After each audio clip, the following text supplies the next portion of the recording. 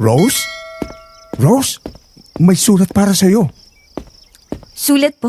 Kanino galing? Ewan ko. Hindi ko naman binabasa yan eh. O ayan, ikaw nang tumingin kung kanino ba galing yan? Sino naman kaya magpapadala ng sulat sa'yo? Hindi kaya si Jericho yan at sinusubukan pang maging romantiko? Ay, Diyos ko talaga yung batang yan. Ang dami rin talagang pakulo pagdating sa'yo, ano? Hindi naman po tayo sigurado, Ma. Titingnan ko po muna. Abogado? Bakit may abogado na sumulat sa akin? Abogado? Aba, basahin mo na. Bilis! Anong kinalaman ng abogado sa'yo? Ginang Rose Reyes. Ako po si Leon Agustin, isang abogado. Nais ko po sanang makausap kayo ng personal tungkol sa manang nakuha ninyo mula sa inyong lolo na si Facundo de la Torre. Tigilan mo na yan, Rose. Isarado mo ng sulat at huwag nagbasahin. Hoy, Helen. Bakit ka ganyan? Facundo de la Torre? Baka malaking tao yan. Rose, baka milyonaryo ang lolo mo. Baka tataya ng tunay mong ama. Pero wala po akong kilalang Facundo de la Torre. Hindi ko nga alam kung sino ang lolo ko sa kanya. At mabuti nang huwag mo na ring alamin. Aba, teka lang. Kung may iniwang mana, karapatan ni Rose na tanggapin yun. Hindi pa, anak? Pero Ma, bakit parang ayaw na ayaw nyo? Dahil alam ko ang apelyidong yan, Rose. Makinig ka. Kahit anong sabihin ng abogadong yan, huwag kang pupunta. Helen naman, sobra ka naman magdrama. Ano bang masama kung makipagkita lang siya sa abogado? Hindi mo maiintindihan, Lando. Hindi kayamanan ang dala ng mga delatori kundi kapahamakan. Kapahamakan? Ma, anong ibig niyong sabihin? Huwag ka na magtanong. Basta tandaan mo, huwag kang lalapit kahit anong tawag nila. Pero Helen, baka yan na ang sagot para makaahon tayo sa hirap. Hindi tayo aahon sa hirap dahil dyan. Lalo natin yung ikalulog mo.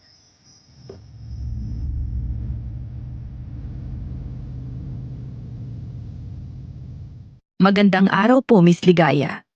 Pati na rin sa solid listeners natin dito at sa ibang channels natin. Itago niyo na lang po ako sa pangalang Rose, 42 years old.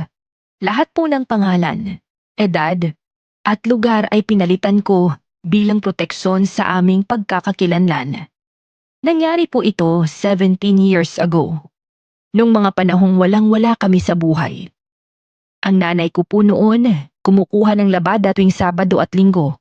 Ang tanging libreng oras sana niya para sa sarili pagkatapos asikasuhin ang nakababatang kapatid ko mula Lunes hanggang Biyernes. Ang tatay-tatayan kong si Tito Lando naman ay minsan lang kung makapagtrabaho bilang construction worker dahil may mga pagkakataong mahina talaga ang gawa.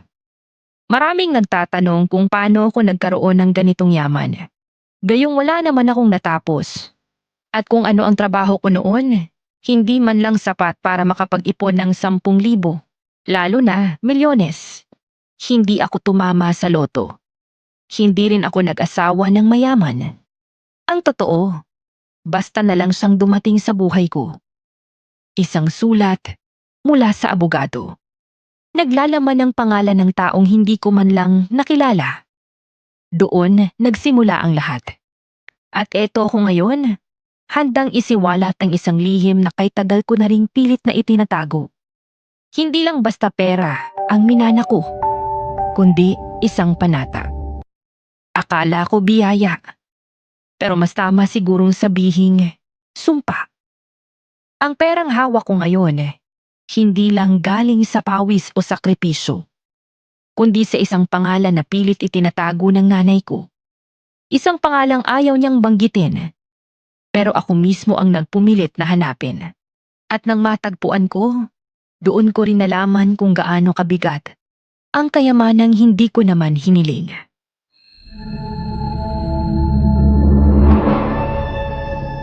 Ano sa tingin mo ang dahilan ni tita kung bakit ayaw niyang malaman mo yung tungkol dun sa sulat at saka dun sa nagpadala sa'yo?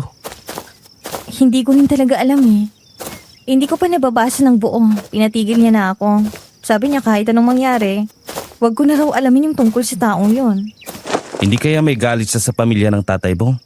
Kasi kung wala, dapat matuwa siya na may matatanggap kang mana mula sa lolo mo. Siguro. Ayaw niya naman kasi akong sagutin sa tuwing nagtatanong ako ng tungkol sa kanila. Hindi mo ba talaga binasa yung sulat? Hindi, pero tinago ko. Baka pag-interesan pa ni Tito Lando. Alam mo naman din yung isang yun. Nagtatalo na nga sila ni Mama dahil dun eh. Siyempre, nung narinig niya yung tungkol sa mana, pumalakpak agad yung tenga niya. Bakit hindi mo subukang basahin ang hindi nalalaman ni tita? Hindi muna siguro ngayon. Hahayaan ko muna siyang isipin na wala talaga akong interest dun sa sulat. Tama yon. Pero isipin mo rin na masyadong mahirap ang buhay para palampasin ang mga ganyang bagay. Oo, alam ko din naman yan. Napapaisip lang din talaga ako sa sinabi niyang hindi talaga namin ikayayaman yun. Hindi ko alam kung bakit niya nasabi yun. Masasagot lang siguro talaga ang lahat ng tanong mo kapag nakausap mo na yung abogado.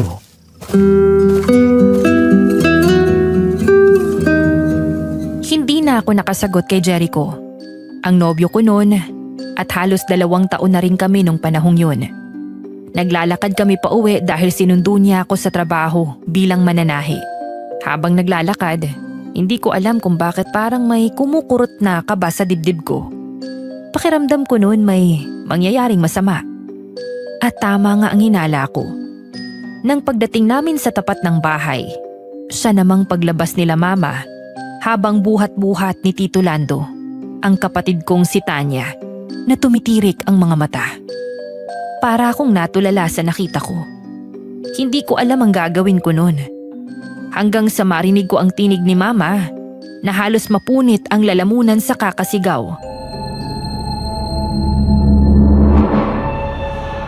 Rose! Anak! Tulungan mo kami! Si Tanya, kapatid mo! Hindi siya makahinga! Diyos ko! Tanya, ano nangyayari sa kanya? Jericho, tumawag ka ng tricycle! Bilisan niyo! Ang anak ko!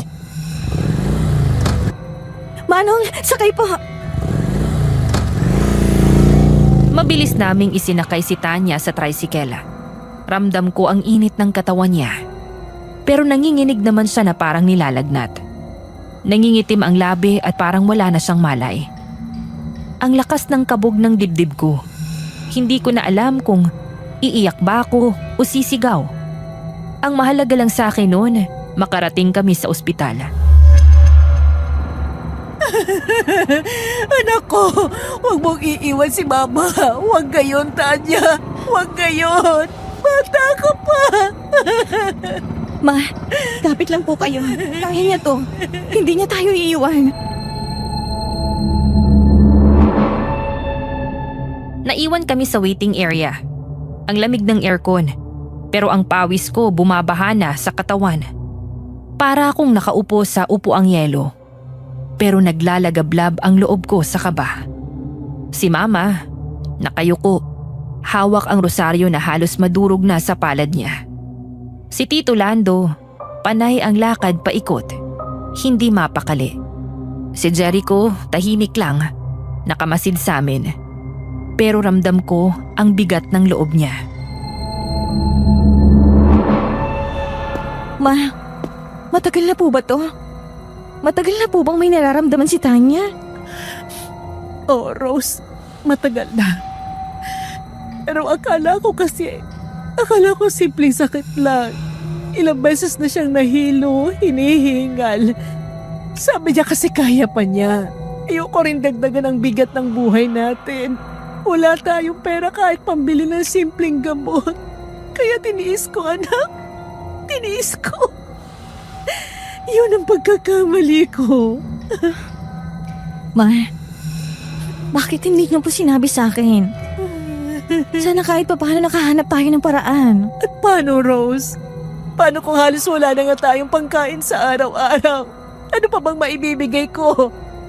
Hindi ko na alam kung tama bang ginawa kong pagtatago. Pero tingnan mo, umantong din tayo rito. Ellen, kung sinabi mo lang kaagad, baka may nagawa pa ako. Bakit naglihim kung alam mo namang kalagayan ng anak natin ang nakataya rito? Baka nakapag-ipon man lang tayo. Wala na, Lando.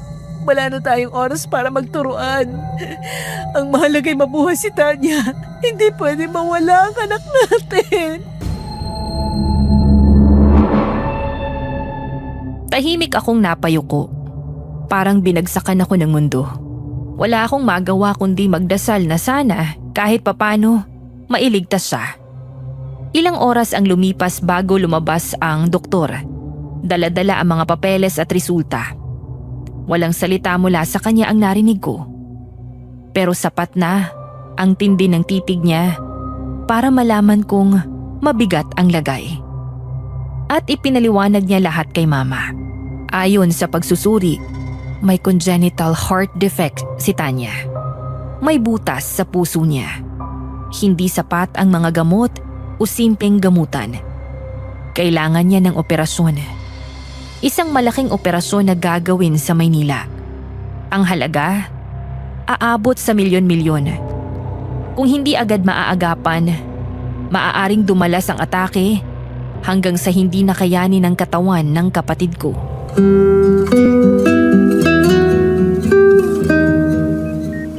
Anak, Rose, narinig mo hindi ba? Hindi ko alam kung paano natin to haharapin. Milyon, Rose. Milyon ang kailangan.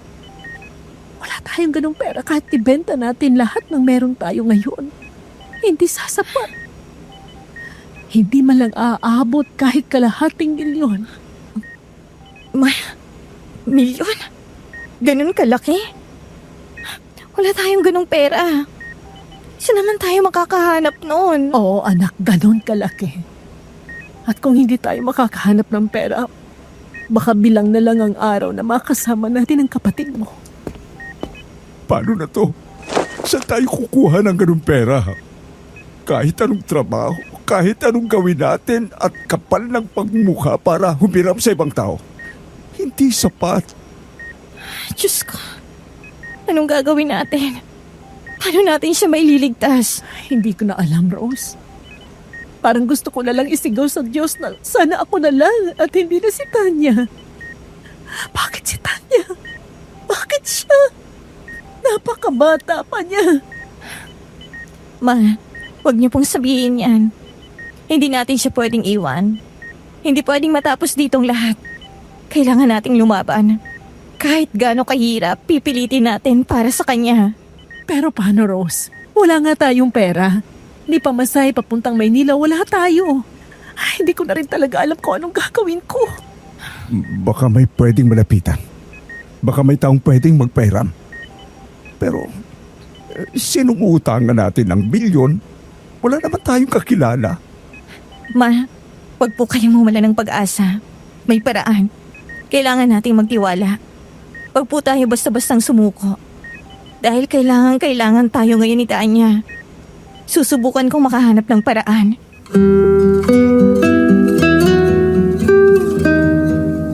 Ramdam ko ang nanginginig na katawan ni Mama habang nakayakap siya sa akin. Humahagulgol siya. Parang batang walang malalapitan. Sa mga sandaling yun, gusto kong maging matatag. Pero sa loob-loob ko, durog na rin ako. Ang sakit makita ang kapatid kong nakikipaglaban sa ospital habang kami naman walang magawa kundi ang maghintay at umiyak. Dumating ang gabi at hindi pa rin kami umaalis sa waiting area. Ilang beses kaming nilapitan ng nurse para magtanong ng kung ano-ano. Pero lagi ring bumabalik sa isip ko ang sinabi ng doktor. Milyon. Ganon kalaking halaga. Sa isang iglap, parang naging mas mabigat pa ang lahat kaysa kahirapan naming dinadala sa araw-araw.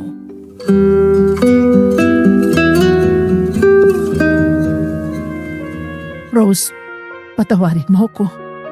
Kung alam ko lang sana matagal ko nang ipinating si Tanya. Sana hindi na humantong sa ganito. Ma, wala po kayong kasalanan. Hindi niyo naman ginusto to. Walang may gusto sa nangyayari ngayon. Wala na tayong magagawa nun. Ang mahalaga, ngayon gagawa tayo ng paraan. Hindi pa huli. Hindi pa huli, Ma. Naniniwala ako may magagawa tayo. Oo, Helen. Huwag tayong bibitiw. Baka bukas may dumating na liwanag. Basta huwag lang tayong susuko. May awa naman siguro ang Diyos para sa mga mahirap katulad natin. Sana matulungan niya tayo.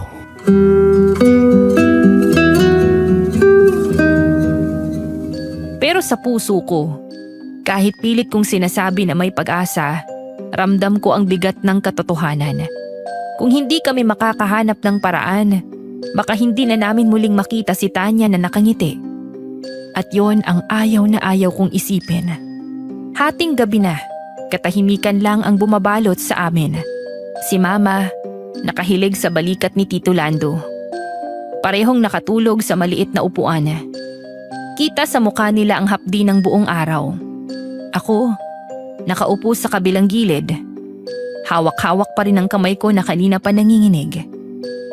Sa tabi ko, tahimik si Jericho. Nakasandal sa malamig na pader. Ilang saglit na puro ingay lang ng wall fan ang naririnig bago siya nagsalita. Rose, gising ka pa. Oo, hindi rin ako makatulog. Iniisip ko lang, baka oras na para basahin mo yung nasa sulat. Anong ibig mong sabihin? Yung sulat, Rose. Baka oras na para basahin mo na.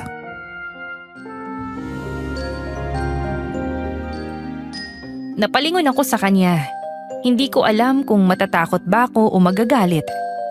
Gusto ko mang itaboy ang ideyang yun. Hindi ko maitago na yun din ang laman ng isip ko. Simula pa nang marinig ko kung gaano kalaking halaga ang kakailanganin ni Tanya. Jericho, iniisip ko rin ang sinabi ni Mama. Ang sabi niya, kapahamakan lang ang dala ng mga delatore. Oo, alam ko. Pero isipin mo rin, baka may dahilan kung bakit dumating ang sulat. Sa oras na to ngayon, hindi kaya sagot yun sa sitwasyon nyo ngayon? O baka lalo tayong mapahamak. Paano kung tama si Mama? Paano kung mali siya? Rose, hindi ba't mas delikado kung wala tayong gagawin? Kung iiwasan natin, baka wala na tayong pagkakataon para kay Tanya. Napayuko ako. Ramdam ko ang bigat ng dibdib ko. Ayokong kontrahin si Mama. Pero ayaw ko ring tanggapin na wala na kaming laban. Natatakot ako, Jericho. Hindi ko alam kung kaya kong malaman kung anong nakatago roon. Normal lang na matakot. Pero isipin mo si Tanya. Kung may maliit na pag-asang makakatulong ang sulat, hindi ba dapat subukan? Paano kung wala namang laman kundi sakit lang? Paano kung lalong maging mabigat? Rose, minsan kahit masakit, kailangan nating malaman ang totoo. At hindi mo to haharapin ng mag-isa. Nandito ako, kasama mo ako. Napatingin ako sa kanya. Magkalapit ang mga mata namin. At doon ko nakita ang tiwala na hindi ko maibigay sa sarili ko. Ilang segundo kaming nagtitigan. Parang parehong naghihintay ng sagot mula sa isa't isa.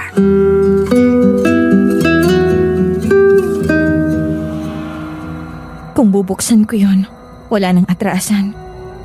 Hindi ko na mababawi lahat ng pwede kong malaman tungkol sa pamilya ni Papa. Isipin mo na lang, para to kay Tanya, Rose. Sige, uuwi tayo. Babasahin ko ang sulat. Tama yan, hindi ka nag-iisa. Dahan-dahan akong tumayo. Lumapit ako kay Mama at hinaplos ang buhok niya. Hindi ko siya ginising. Wala akong lakas ng loob para sabihin ang desisyon ko. Alam kong maaari kaming magtalo dahil doon. Ma, para kay Tanya to. Lumabas kami ng ospital ni Jericho. Sumakay ng tricycle pa uwi. Sa buong biyahe, walang nagsasalita. Ang bawat pag-ikot ng gulong, parang tiktak ng orasan na nagpapabilis ng tibok ng puso ko. Tahimik lang kami, pero ramdam ko ang kamay ni Jericho na marahang humahawak sa braso ko. Parang sinasabing, kakayanin namin ito. Hindi ko alam kung bakit hindi ko magawang kumalma. Pagdating sa bahay, mabilis akong pumasok at tinungo ang maliit na aparador. Hinila ko ang drawer at kinuha ang sobre. Naramdaman kong nanlamig ang kamay ko.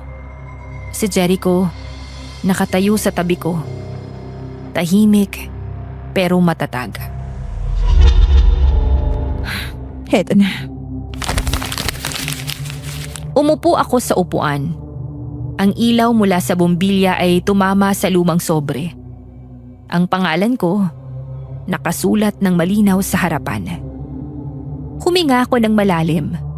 Ramdam ko ang kaba, ang bigat, ang takot. Pero higit sa lahat, ramdam ko ang pangangailangan. Nagsimula akong magbasa. Sa bawat linyang tumatama sa mata ko, unti-unting lumalabo ang paningin ko sa luha. Doon ko naramdaman na ang sulat na ito ang magbabago ng lahat. Hindi lang para sa akin, kundi para sa aking buong pamilya. Nabasa ko muli ang mga detalyeng una kong nabasa sa harapan nila mama noon bago ang kasunod. Ako ay abogado ni Ginoong Facundo de la Torre. May iniwan siyang mana para sa inyo. Nais ko po kayong makausap upang maipaliwanag ang lahat ng detalye tungkol dito. Pumunta po kayo sa lumang mansyon ng inyong lolo.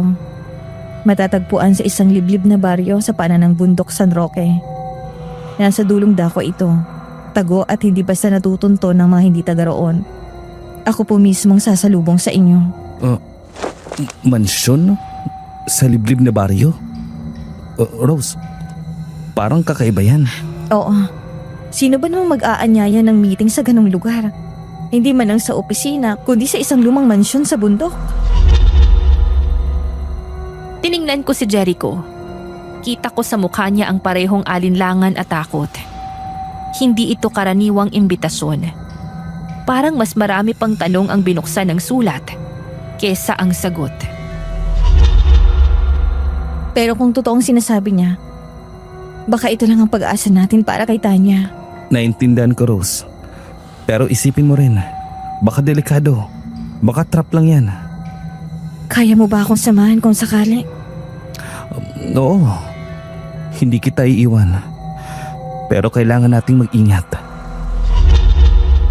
Tumayo ako, hawak pa rin ang sulat na para bang ayaw kong bitawan. Ramdam kong nagbabago ang hangin sa paligid. Tahimik ang buong bahay pero parang may nakatingin mula sa dilim. Pinilit kong iwaksi yun at isinilid muli ang papel sa sobre. Sige, bukas pupuntahan natin ang mansyon. Wala nang imik si Jericho. Tumango lang siya. Pareho kaming pagod at gutom. Pero wala kami sa isip habang kumakain. Ang laman lang ng isip ko, si Tanya. Kaya agad kaming bumalik sa ospital matapos ang ilang oras. Pagdating namin, sinalubong kami ng malamig na hangin mula sa koridor. Mabilis akong kumaripas patungo sa kwarto ni Tanya. Doon, bumungad ang eksenang halos ikabuwal ko. Si Tanya, nakahiga sa kama. Pilit humihinga na para bang bawat paglanghap ay sugat sa dibdib niya.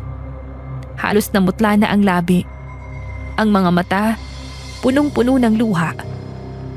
Nang makita niya ako, inunat niya ang maliit niyang kamay na nanginginig. Kaya agad akong lumapit.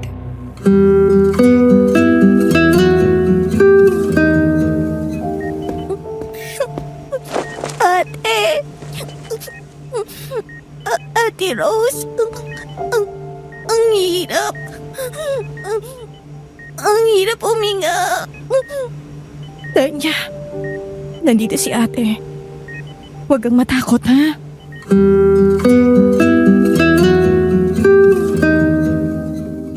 Hinawakan niya ang kamay ko ng mahigpit. Parang ayaw na niyang pakawalan. Ang bawat hikbi niya, parang punyal na tumutusok sa dibdib ko. Hindi ko na mapigilan ang sarili kong umiyak. Ate, huwag mo akong iiwan. Hindi ka iiwan ni ate. Lalaban tayo. Gagaling ka sa sakit mo. Pangako ko yan sa'yo. Sumilip si mama mula sa gilid. Hawak ang dibdib at umiiyak na rin. Si Tito Lando, nagtatakip ng mukha. Halatang hindi kayang tignan ng anak. Si Jericho, nakatayo sa tabi ko, pinisil ang balikat ko para bigyan ako ng lakas.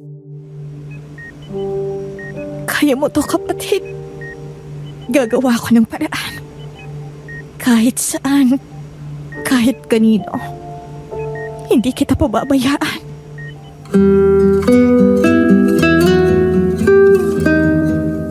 Ngunit sa loob-loob ko, habang pinagmamasdan ko ang maputlang mukha ni Tanya, alam kong nag-uumpisa ng sumikip ang oras para sa kanya. Ang sulat na hawak ko kanina, na dati kinatatakutan ko, ngayon nagsimulang magbukhang nag-iisang sagot. Kinabukasan hindi na ako nagdalawang isip. Nakasalansan pa rin sa dibdib ko ang takot pero mas malakas ang pangangailangan namin para kay Tanya. Sa ang dahilan kung bakit kahit paanong alinlangan, tinabunan ko na lang. Si Jericho ang kasama ko. Dala ang maliit naming bag. Hindi na namin ipinaalam kay Mama at kay Tito Lando ang tunay naming lakad. Baka pigilan lang kami pag nagkataon. Sumakay kami ng jeep, tapos habal-habal papunta sa San Roque. Pagdating sa bungad ng isang masukal na daan, doon kami ibinaba ng driver. Wala na raw na kahit anong sasakyan ang pwedeng pumasok pa doon dahil puro lupa at puno ang daraanan. Mula sa kalsada, tanaw ko ang daang papasok. Makipot, madilim kahit umaga. Parang hindi naabot ng liwanag ng syudad. Parang may humaplos sa bato ko. Ang lamig ng hangin.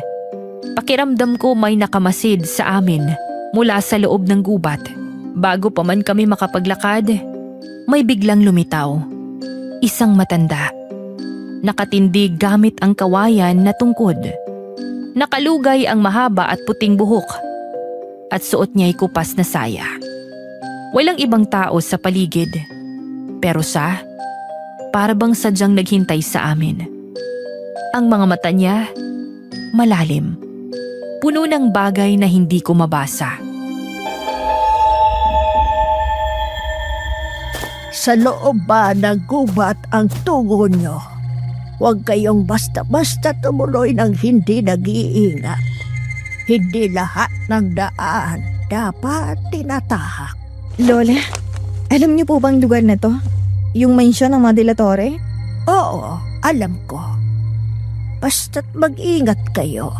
At ang mga pumapasok dito, bihira ang nakakabalik na gaya pa rin ng dati. Lola, pasensya na po. Pero kailangan na naming pumasok. Kung ganon, tandaan niyong dalawa.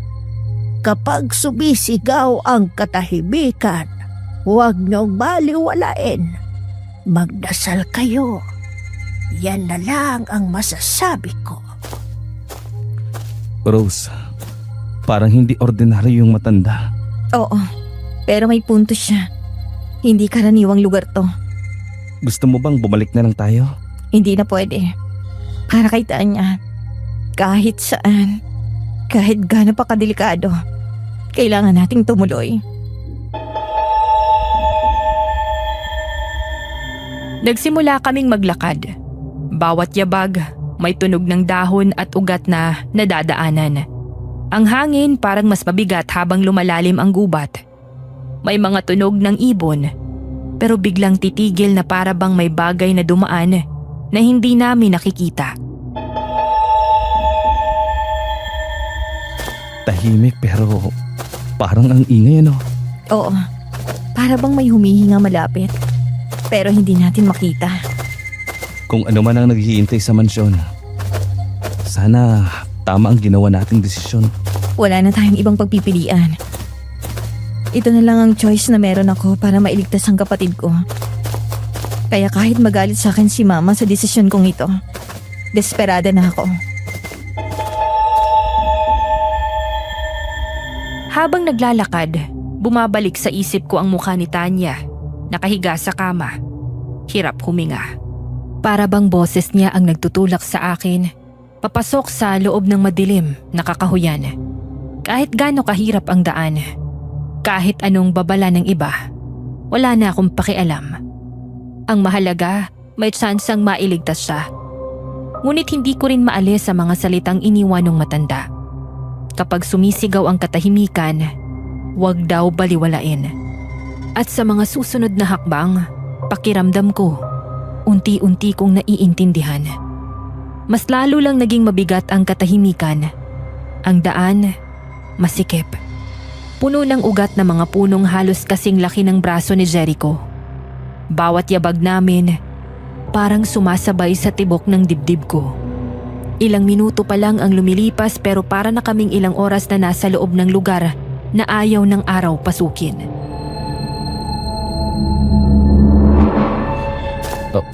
Rose, naririnig mo ba yan? Ang alin? Parang yabag. Hindi ko alam kung tao o hayop pero kanina pa ako nakakarinig ng yapak na sumasabay sa atin. Huwag mong sabihin na may sumusunod sa atin. Hindi ko sinasabi na sigurado ako pero makinig ka. Kapag huminto tayo, parang humihinto rin. Kapag naglalakad tayo, saka ulit may tunog.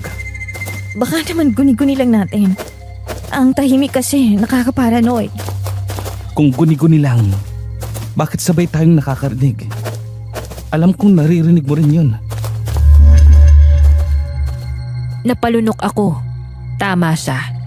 Hindi lang imahinasyon ang gumagalaw sa paligid namin. May kasabay kaming hindi nakikita. Anong gagawin natin? Hihinto ba tayo para makita kung sino o ano yon? Huwag. Mas delikado kapag tumigil. Ang kailangan natin, magpatuloy at huwag matakot. Kung tao man yan, ayaw ko siyang bigyan ng pagkakataong makalapit sa atin. Pero paano kung hindi tao? Huwag ka muna magsalita ng ganyan. Mas lala akong kinakabahan. Pinilit kong wag isipin ang posibilidad. Pero habang naglalakad, bigla na lang may kaluskos mula sa kanan. Lumingon kami pareho pero wala naman kaming nakita. Ang iniwan lang ang paggalaw ng mga dahon. Diyos ko, narinig mo ba yun? Oo, at hindi lang talaga yun ang narinig ko. Kanina pa parang may paikot-ikot sa paligid natin. Jericho, baka tama yung matanda kanina. Hindi natin pwedeng isipin yan ngayon. Ang mahalaga, makarating tayo sa mansyon. Huwag kang hihiwalay sa tabi ko. Kahit anong mangyari, hindi tayo pwede maghiwalay rito. Hindi natin kabisado ang lugar. Nagpatuloy kami, pero mas mabilis na ang hakbang. Ramdam kong humihigpit ang hawak ko sa braso niya. Halos ayaw ko nang bumitaw. Ayos na sana ang lahat, nang bigla na lang may kumalabog.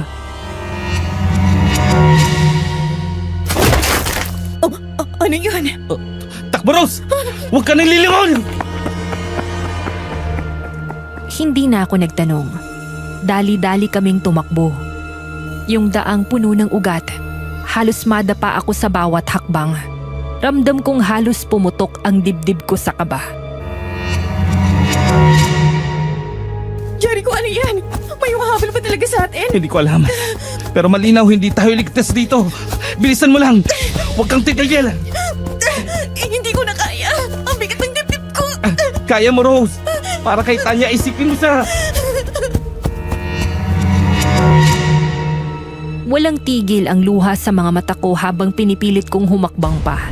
Ang aking hininga, parang nagiging apoy na sumusunog sa aking lalamunan. Pero hindi kami pwedeng tumigil. Kahit hindi ko alam kung sino o ano ang nasa likod namin, ramdam kong mas mabilis sila kesa sa amin.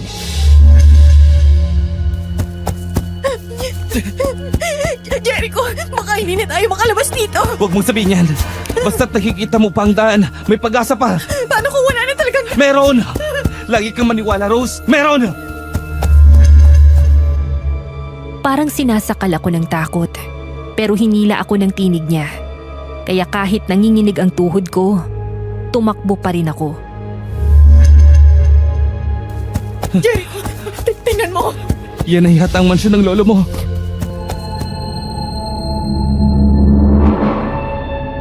Sa pagitan ng mga punong nagsasalubong, unti-unting lumilitaw ang hugis ng isang malaking gusali.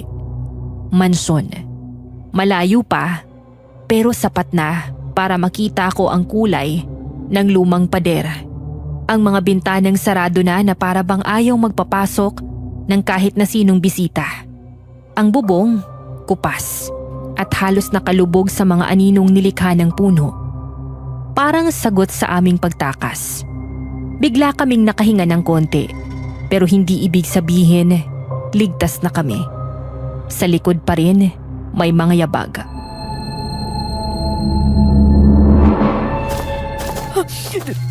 Doon na tayo, Jericho.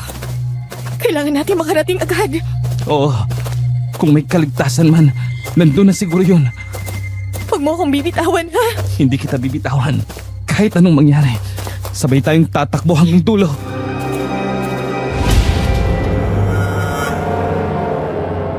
At muli kaming sumugod. Mas mabilis pa kesa sa kanina. Ang mansyon, mas lumilinaw habang papalapit kami. At kahit hindi ko pa alam kung anong naghihintay doon, alam kong yun lang yung tanging direksyon na pwede naming puntahan. Sa bawat yabag na mga aninong nasa likod namin, mas lalong tumitibay ang isang katotohanan. Hindi na kami makakabalik palabas nang hindi natatakot sa kung anumang naghihintay sa amin sa gubat na yun. Habang tumatakbo kami papalapit sa mansyon, parang unti-unting lumuluwag ang paghinga ko. Ngunit kasabay noon, lumalalim din ang bigat ng pakiramdam. Ang lumang pader na babalutan ng mga gumagapang na baging at ang mga bintana ay tila mga matang nakamasid sa amin mula sa dilim. Sa wakas, nakalapit kami sa malaking trangkahan na yari sa bakal. At sa mismong harapan ng mansyon, may isang mesa. Doon isang lalaking halos kaedad lang namin ang nakita namin. Naka-Amerikana, nakaupo ng maayos, hawak ang tasa ng kape. Kalmado, parang hindi man lang nababahala sa takbo naming halos ikabuwal na namin ni Jericho.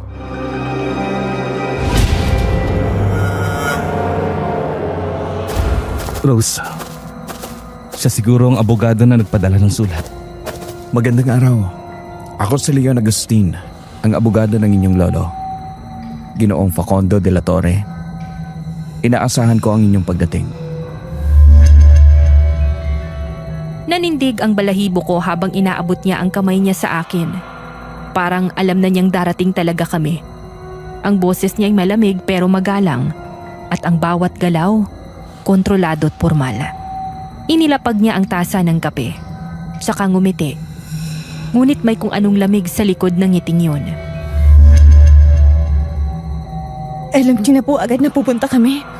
Oo, ang sulat ay hindi basta paanyaya, kundi paalala ng obligasyong hindi maiiwasan. At kung narito kayo ngayon, ibig sabihin, buo na ang loob ninyo. At kung hindi pa, Kung hindi kayo makakarating dito ng buo. Maraming hadlang ang kagubatan, pero nandito kayo, kaya't malinaw ang sagot. Hindi ko maiwasang ilibot ang paningin ko. Ang paligid ng mansyon ay tahimik. Masyadong tahimik. Walang ibang tao. Walang ingay kundi ang hangin na humahampas sa lumang kahoy na bintana. Ang mismong bahay parang nilalamon ng dilim kahit may araw pa. Bakit dito po tayo mag-uusap? Hindi ba't mas maayos kung sa opisina o sa lungsod? Dahil ang usaping ito ay hindi para sa mata at tenga ng lahat. Dito kayo dapat makarinig. Dito rin kayo dapat makakita. At kung nais ninyong malaman ang katotohanan, sundan niyo ako. Rose, sigurado ka pang gusto mo to? Wala na tayong babalikan, Jericho. Para kay Tanya, kailangan kong gawin lahat.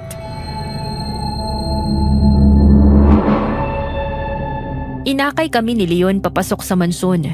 Habang bumubukas ang malaking pinto, agad kong naamoy ang halimuyak ng lumang kahoy. Halos sa alikabok at kung anong hindi maipaliwanag na amoy ng lumat na kalipas. Ang loob ay malawak, may pulang karpet na kupas na at mga ilaw na nakasindi pero kulang sa liwanag. Doon, agad kong nakita ang mga dingding. Punong-puno ng mga paintings.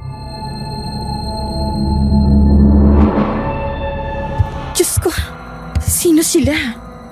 Ang kanang Delatore, mga ninuno mo. Bawat isa'y bahagi ng kasaysayang pilit inilihim ng nanay mo. Bakit parang hindi ordinaryo ang mga mata nila? Sapagkat hindi rin ordinaryo ang mga pinagmulan nila. Habang naglalakad, ramdam ko ang bawat mata sa paintings na nakatitig sa akin. May mga lalaki at babaeng nakabarot saya. Ang ilan ay nakasuot ng kasuotang Europeo. Lahat ay seryoso ang mga mukha. Walang ngiti. At tila ba lahat ay may iisang matang malamig na sumusunod saan ka man pumwesto. Hanggang sa nakita ko ang isang painting. Sandali lang. Siyang papa ko. Sigurado ka, Rose? Nakita ko lang sa isang lumang litrato ni Mama. Itong mukha niya. Bata pa siya rito. Sabi ni Mama, maaga siyang namatay. Tama. Ang iyong ama, maagang ang kinuha ng tadhana. Pero wag mong isipin na tuluyang nawala ang kanyang anino sa mundo. Nang marinig ko yun, parang may mabigat na pumasok sa dibdib ko. Hindi ko kilala ang ama ko. Pero heto siya. Nakapinta. Buhay sa malamlam na kulay. At pagkatapos, lumingon ako sa dulo ng hallway. Doon nakasabit ang pinakamalaki at pinakamatandang painting sa lahat. Siya siguro ang Lola Facundo. Oo, siya ang dahilan kung bakit kayo nandito. Pero bakit parang masyadong totoo ang itsura ng mata niya? Oo nga. Para bang nakatingin siya sa atin ngayon. Hindi ako makagalaw. Ang mga mata ng matandang nasa painting, matalim. Tila ba nakasunod sa bawat galaw ko. Hindi siya katulad ng iba. Mas matingkad, mas buhay. Para akong hinihigop ng tingin niya. Maupo muna kayo. Mayroon tayong dapat pag-usapan. Malayo sa mata ng iba. Pero malapit sa inyong dugo. Sumunod kami. Bagamat nanginginig ang kamay ko, hindi ko alam kung takot ba ang nararamdaman ko o paghahanap ng sagot. Ang sigurado, bawat hakbang ko sa loob ng mansyon ay para na ring paglalakad papalapit sa isang katotohanang hindi ko na matatakasan. At doon, sa ilalim ng mga matang nakasabit sa dingding, nagsimula ang pag-uusap na magbabago ng lahat. Naupo kami sa mahabang mesa, sa ilalim ng malabong ilaw na parang pilit lumalaban sa dilim ng mansyon. Si Leon, kalmadong umupo sa dulo ng mesa.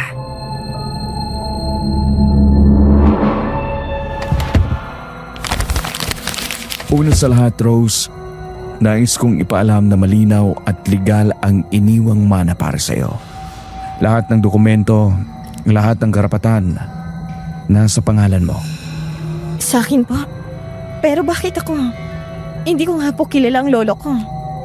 Hindi mo man siya nakilala, pero ikaw ang itinakdang tagapagmana. Walang iba. Paano niyo masasabing walang iba? Wala ba siyang ibang anak? Mga kamag-anak? Meron naman. May iba pa. Ngunit tandaan ninyo, sa mata ng batas, iisa lamang ang pangalan na nakasulat.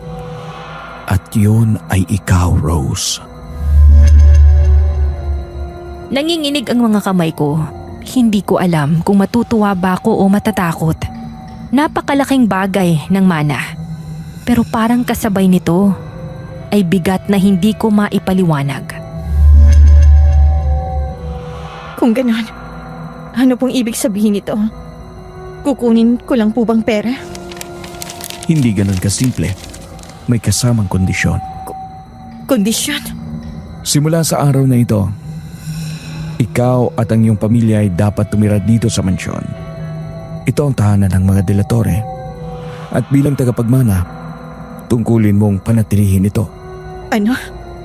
Bakit? Kung sakaling tumanggi si Rose, Hindi niya maaaring tanggihan.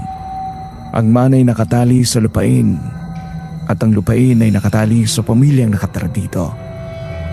Kung wala siya rito, mawawala rin sa kanya ang lahat. Hindi ba pwedeng dalawin ko na lang paminsan-minsan? Hindi. Kailangang dito ka manirahan. Ito ang bili ng lolo mo bago siya pumanaw. Dumagdag pa ang bigat ng hangin sa dibdib ko. Sa bawat salita ni Leon, parang mas lalo lang akong naiipit sa isang bitag na hindi ko alam kung paano ko napasukan. Pero bakit ako? Bakit hindi ang iba? Dahil ikaw ang pinili. At higit sa lahat, ikaw ang pinagbilinan na huwag kailanman ibibigay ang kayamanan o ang titulo sa sinumang kamag-anak. Anong ibig mong sabihin? Simple lang. Marami magtatangkang kunin ito mula sa iyo. Mga kamag-anak mong hindi mo man kilala, pero nandyan lang at nagbabantay. At kapag hinayaan mong makuha nila, hindi lamang yaman ang mawawala sa iyo.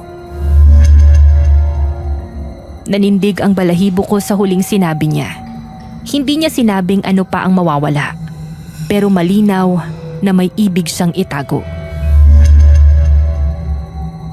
Hindi ko naman sila kilala. Kung sakaling lumapit sila, bakit ko sila pagbibigyan? Mabuti, panatilihin mo ang ganyang pag-iisip.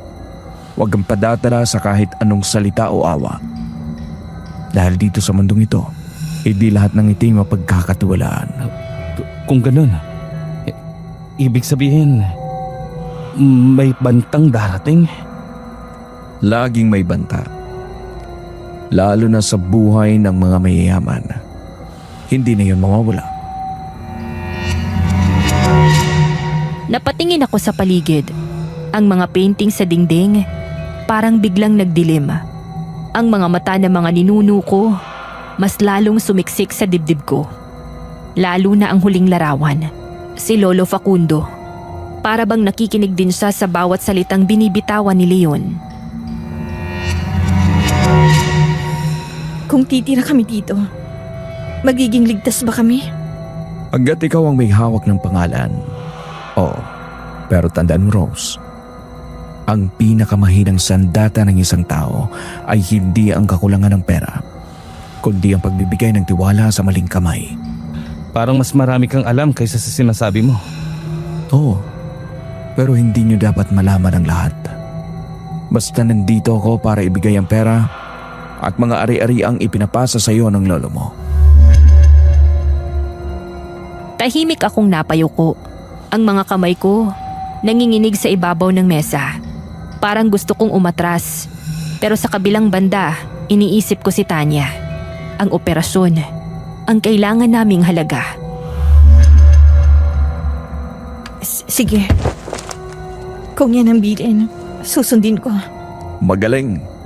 Tandaan mong sinabi ko, ang yaman ay iyo at sa iyo lamang. Huwag mong ipamimigay kahit kanino. Lalo na sa kanila.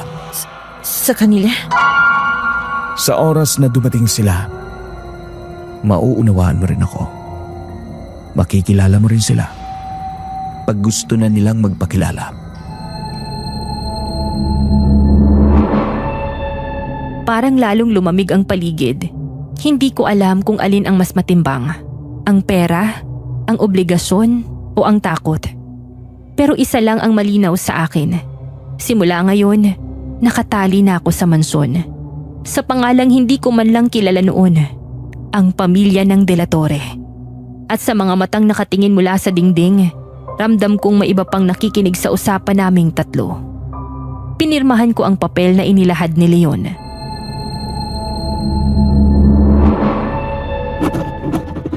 Paano ko kukuhanin ng pera? Wala naman akong bank account. Bakit? Kailangan mo ba? Ang totoo niyan, binilaan ako ng nanay ko na wag kong aalamin kung anong nasa sulat. Pero tinawag na ako ng pangailangan. Wala sa isip ko ang kitain ka pero kailangan namin ngayon ng pera para sa kapatid kong nasa ospital. Kailangan niyang maoperahan sa puso sa lalong madaling panahon. Kung gayon, mukhang sakto lamang ang oras ng pag-imbita ko sa iyo tungkol sa mana. Kung kailangan mo ng pera, walang problema. Sumunod kayo sa akin at ibibigay ko ang kinakailangan ninyo. Anong ibig mong sabihin? May milyon ka bang nakatago dyan? Meron. Pero hindi sa akin yon, kundi kay Rose. Bukod sa perang nasa bangko ni Ginoong Facundo, meron pa siyang itinatago mismo rito sa mansyon niya. Ibig sabihin, ganun talaga kayaman ang lolo mo, Rose. Ano bang trabaho niya nun? Pasensya na. Subalit pribado na ang bagay na yan. Ano mang meron ngayon, lahat yon pinaghirapan ng mga ninuno ni Rose. Hindi ko mapigilang magtanong sa sarili, paano naging posible ang lahat ng yun? Ang lolo kong halos hindi ko nakilala, nag-iwan sa akin ng kayamanang lampas pa sa imahinasyon ko. Pero sa pintig ng puso ko, may halong kaba. Parang may kapalit ang lahat. Tumayo si Leon, mabigat ang bawat hakbang niya, habang lumalapit sa isang lumang kabinet na gawa sa Nara. Ikinilos niya ang kamay niya at may hinila sa gilid ng kabinet. Sa gulat namin, biglang umusog ang malaking peraso ng kahoy. Dahan-dahang bumukas, parang pintuan ng isang sekretong kwarto. Tignan ninyo, huwag kayong mabibigla. Dumungaw kami sa madilim na lagusan. Sa dulo, may nakasinding maliit na bombilya. Halos sabay kaming lumapit ni Jericho. At doon, bumungad sa amin, mga parihabang ginto, nakasalansan, na parang libro sa istante. Sa gilid may mga itim na bag, puno ng mga pera, nakatali pa ng bank straps. Napasinghap si Jericho, habang ako naman ay halos mawala na ng hininga. Takto. Totoo pala talaga. Hindi ako makapaniwala. Parang panaginip. Ito ang iniwan ng lolo mo. Hindi lahat ng yaman nasa bangko. May mga bagay na kailangang nakatago sa mga mata ng iba. Lumapit ako. Dahan-dahan kong hinaplos ang malamig na kinang ng isang gold bar. Mabigat, matigas, at higit sa lahat, totoo. Hindi ko na kailangan pang kumbinsihin ang sarili ko. Pwede ba akong kumuha? Kahit konti lang.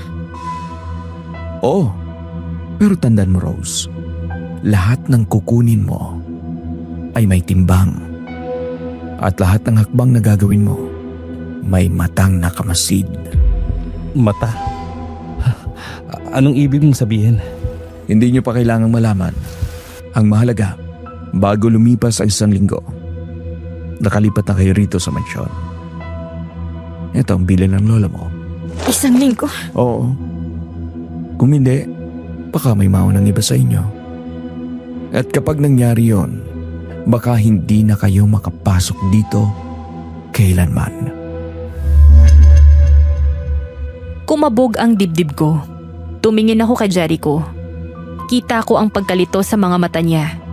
Pero mas nangingibabaw doon ang kagustuhang kumapit sa oportunidad. Rose, isipin mo si Tanya. Isipin mo ang pagkakataong to. Hindi araw-araw may ganitong tsansa. Oo nga. Pero parang ang bigat. Ang bigat ng kayamanang ito ay hindi lamang sa kamay, kundi sa balikat. Ngunit yan ang iniwan ng dugo ng pamilya mo. Nasa iyo, kung tatanggapin mo o tatalikuran.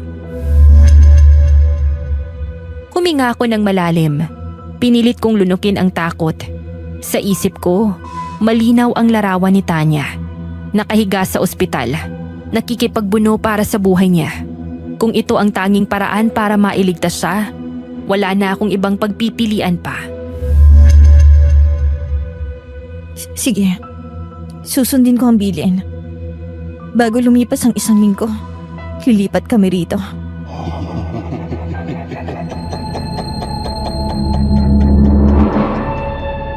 Sa sandaling yun, parang narinig ko ang isang mahinang tawa mula sa dulo ng pasilyo. Hindi ko alam kung imahinasyon ko lang ba o may iba talagang nakikinig sa amin. Ngunit huli na para umatras. Simula noon, nakatali na ako sa mansyon ng mga delatore. Mabigat ang hangin nang lumabas kami ng mansyon. Para kaming binuhusan ng malamig na tubig habang naglalakad papalayo. Dala-dala ang isang bag na puno ng perang hindi ko inakalang mahahawakan ko kailanman. Hindi ko alam kung paano kaming nakalabas sa gubat ng buhay. Tahimik lang kami ni Jericho hanggang sa sumakay ng tricycle. Pagdating namin sa ospital, sinalubong agad kami ng ilaw na malamlam at tunog ng makina. Nandoon si Mama, nakatayo sa pasilyo, nakakunot ang noo. Nang makita ang bag sa kamay ko, agad siyang napatigil.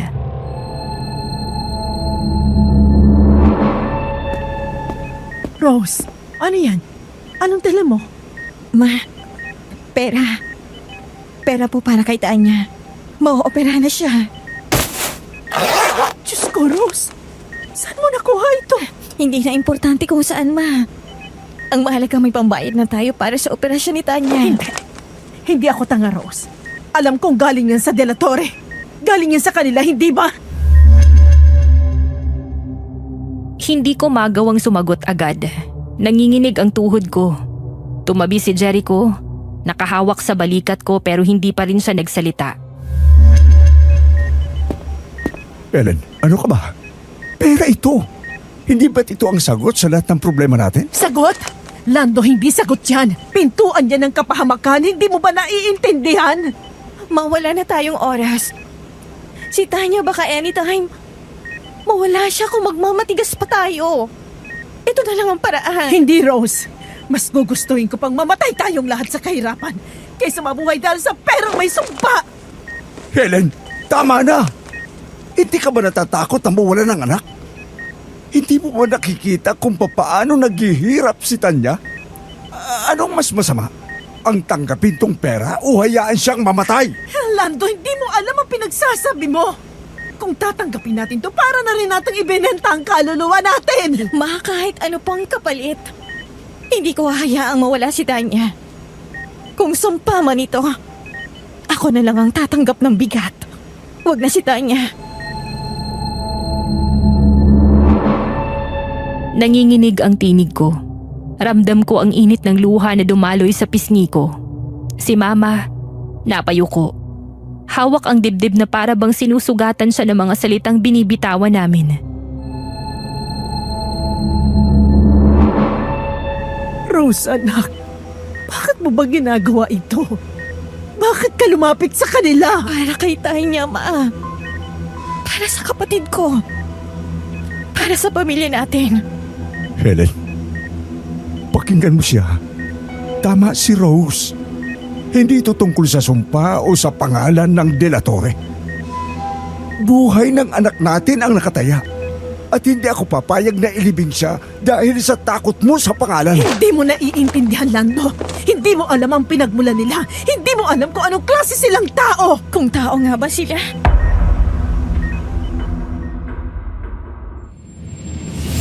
Biglang tumahimik ang paligid. Umalingaw-ngaw sa tenga ko ang mga salitang binitawan ko. Naramdaman kong napatingin sa akin si Mama. Ang mga mata niya, puno ng gulat at luha. Rose, alam mo na. Hindi lahat. Pero sapat para maintindihan kong hindi basta pera lang to. Oo, Ma, alam ko. Pero kahit anong klaseng nilalang sila, hindi nito binabago ang katotohanan na kailangan natin to. Hinila ko ang bag, inilapit kay Mama. Nanginginig ang kamay ko habang itinutulak ko yun papalapit sa kanya. Kung ayaw niyo akong gagamit, ako ang haharap sa sumpa. Pero si Tanya, hindi siya dapat mamatay. Bata pang kapatid ko para mawala. Anak, hindi mo naiintindihan kung sino ang pinagmulan ng perang yan, kung gano'ng karaming dugo ang dumikit dyan. Hindi kayang burahin ang operasyon ng kasalanan ng mga delatore. At hindi rin mabubura ng sumpa ang katotohanan ng anak natin ang mamamatay kung wala tayong gagawin. Nagtama ang tingin nilang dalawa. Parang dalawang mundo ang nagsalpukan. Si Mama, puno ng takot. Si Tito Lando, puno ng desperasyon. Ako nasa gitna. Parang hinihila sa dalawang direksyon. Hindi na ito tungkol sa inyo. Ako ang pipili. At pinili ko na. Gagamitin natin to. Napaupo si Mama. Halos mawala ng lakas. Umiiyak siya ng tahimik. Hawak ang mukha niya. Si Tito Lando napabuntong hininga. Tsaka marahang hinaplos ang balikat ko. Anak, tama ang ginawa mo. Huwag mong papansinin ang sinabi ng nanay mo. Lahat ng magulang may takot. Pero minsan, mas dapat manaig ang tapang. At ikaw yon. May tapang ka. Tapang? Hindi ito tapang, Lando. Ito ay pagtulak sa anak ko sa apoy na hindi niya kayang lagpasan. Ma, kung apoy man to, ako na lang ang masusunog.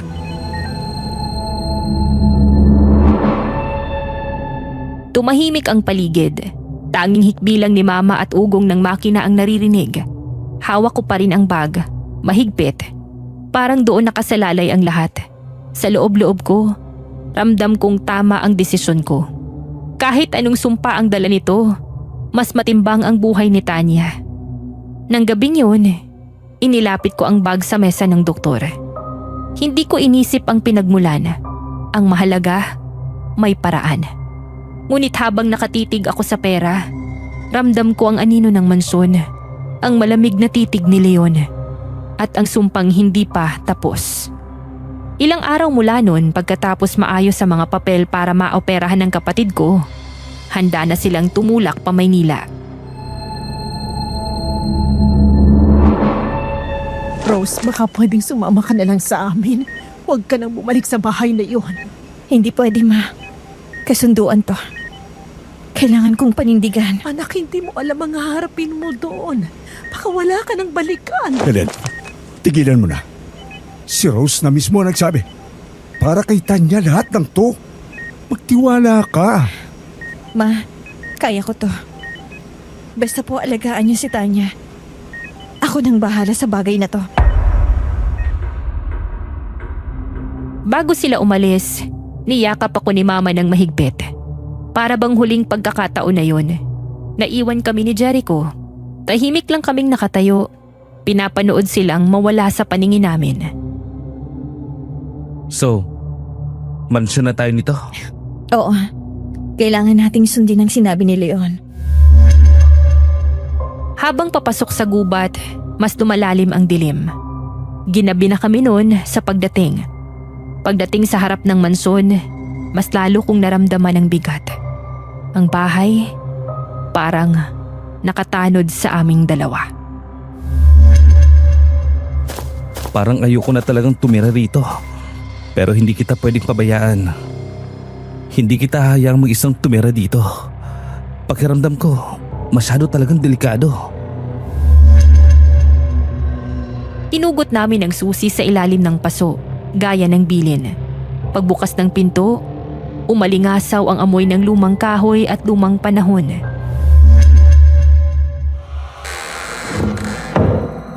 Diyos ko, ang bigat ng hangin dito. Isang kwarto lang daw ang maayos, di ba? Hanapin natin eh.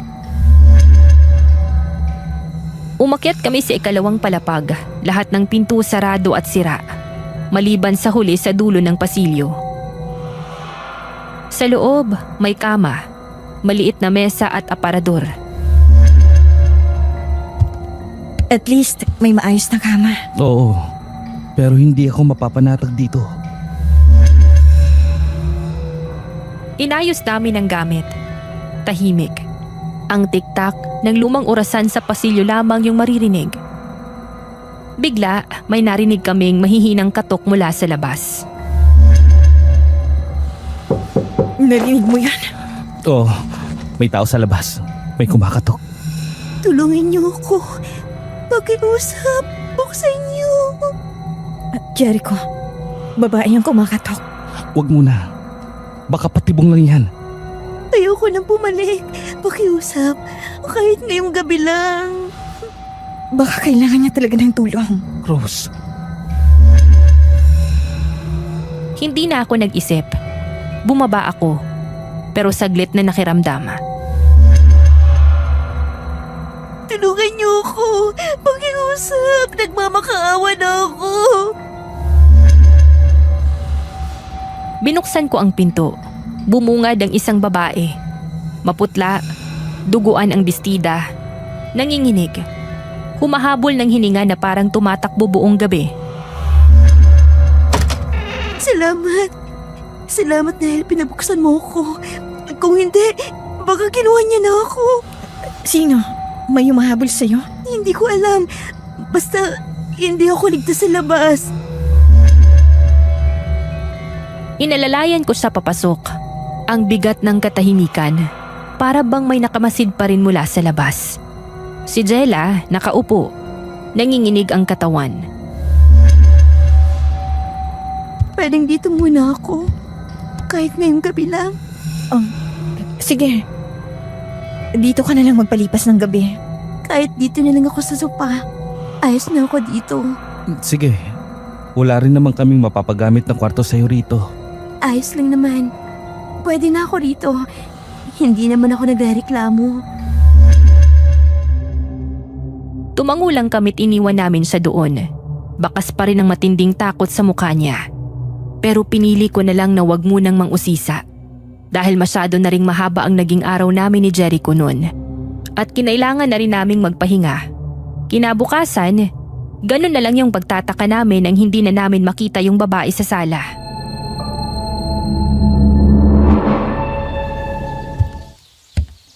Nasaan yun? Umalis na ba? Ewan ko. Gising na pala kayo. Pasensya na. Nangialam na ako dito sa kusina niyo. Naisipan ko lang nalutuan kayo ng almusal bilang pasasalamat sa pagpapatuloy niyo sa akin dito. Hindi ka na sana nag-abala pa. Kaya na naming magluto. Pasasalamat ko nga sa inyo. Sige, pero hindi mo pa nasasabi sa amin kung bakit ka kumakatok at humingi ng tulong kagabi. Ano ba talagang nangyari?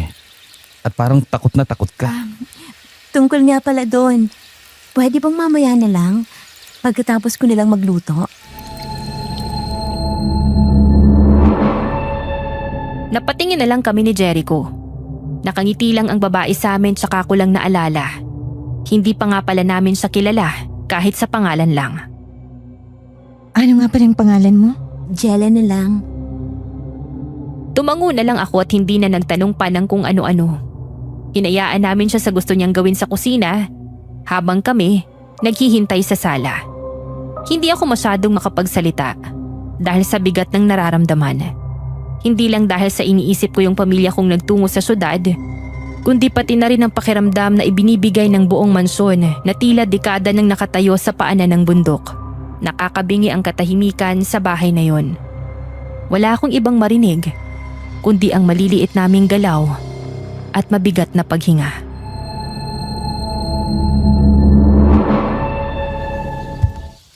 Luto ng almusal. Kain na kayo. Ikaw, hindi ka ba kakain? Kung aanyayahan niyo ako, bakit hindi? Sumalo ka na sa amin. Total, ikaw rin naman ang nagluto nito. Teka, saan mo nakuha tong mga niluto mo? Wala namang kaming pagkain dito. Napatingin kami kay Jella. Mahinahon lang siyang ngumiti. Saka sumagot. Lumabas ako saglit kanina. Nakakita ako na naglalako. Nakabili ako ng karne. Naupo kaming tatlo. Humaplos agad sa ilong ko ang amoy ng nilutong karne. Mamula-mula pa ito. Sa unang kagat ko, halos mapapikit ako. Malasa, malambot, parang may halong kakaibang timpla na hindi ko natitikman pa dati.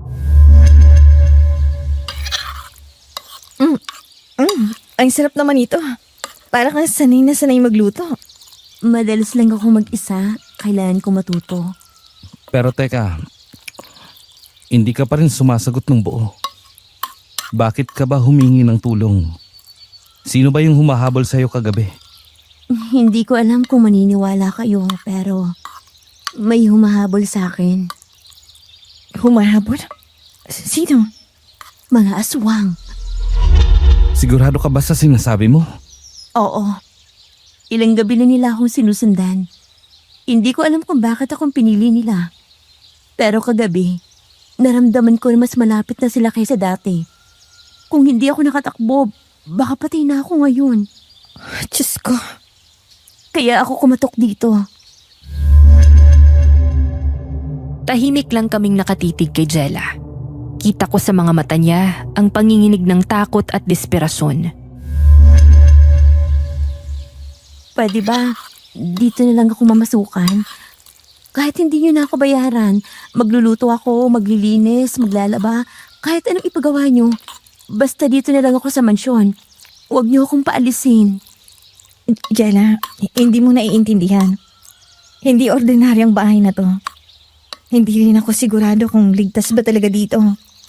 Mas ligtas pa rin dito kaysa sa labas. Rose, kung lumabas ulit ako, baka hindi na ako makabalik. Ayokong mamatay sa kamay ng mga aswang. Kahit dito, kahit taga-silbi lang, ayos na sa akin. Napatingin ako kay Jericho. Kita ko ang pag-igting ng panga niya. Parang gusto niyang kumontra.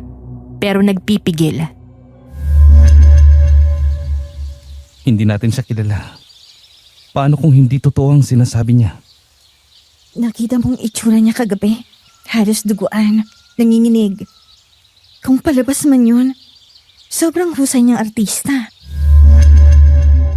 Umiling si Jericho, pero hindi na siya nagsalita pa. Bumaling ako kay Jella. Kung papayagan kitang manatili, kailangan mong sumunod sa mga kondisyon. Una, walang lihim. Kailangan mong ikwento lahat. Bakit ikaw ang pinupuntirya?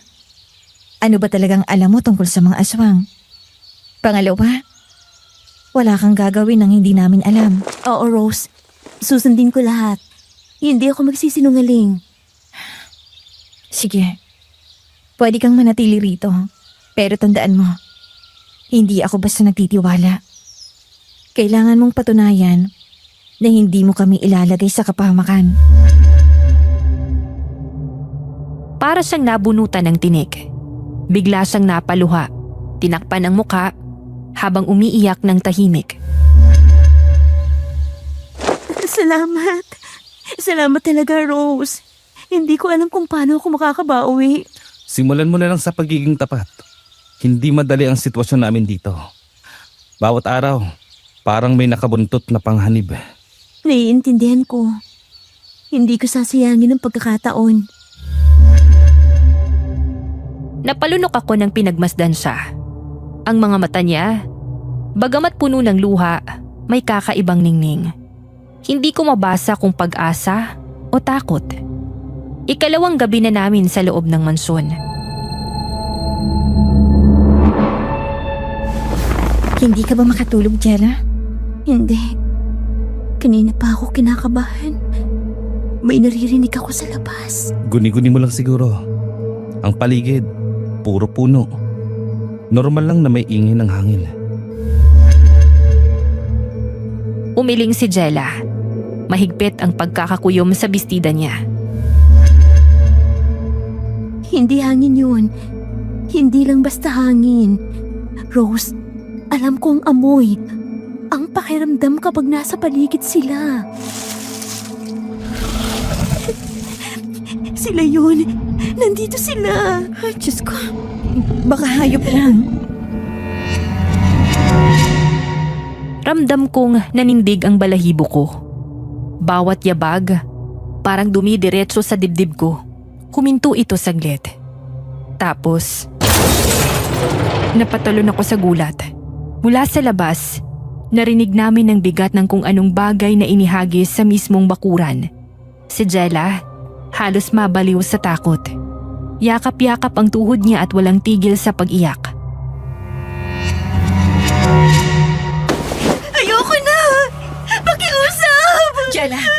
Jella, ano ba? Patay na kayo! Ganyan ang ginagawa nila. Jericho, anong gagawin natin? Hindi tayo lalabas. Huwag na huwag kang lalabas, Rose. Jella, tumingin ka sa akin. Ano ba talagang gusto nila sa'yo? Hindi ko alam. Basta kapag gabi nila ako sinusundan, dinadala ng bangkay ng aso, kambing, kahit usa. Pag hindi ako lumabas, mas malalaking hayop ang dinadala nila. At kapag lumabas ako nang susunod. Kung gusto nilang takutin tayo, hindi tayo basta magpapadala. Hindi kayo ligtas dahil sa akin. Sinundan nila ako rito. Hindi kayo titigilan hanggat hindi nila ako nakukuha.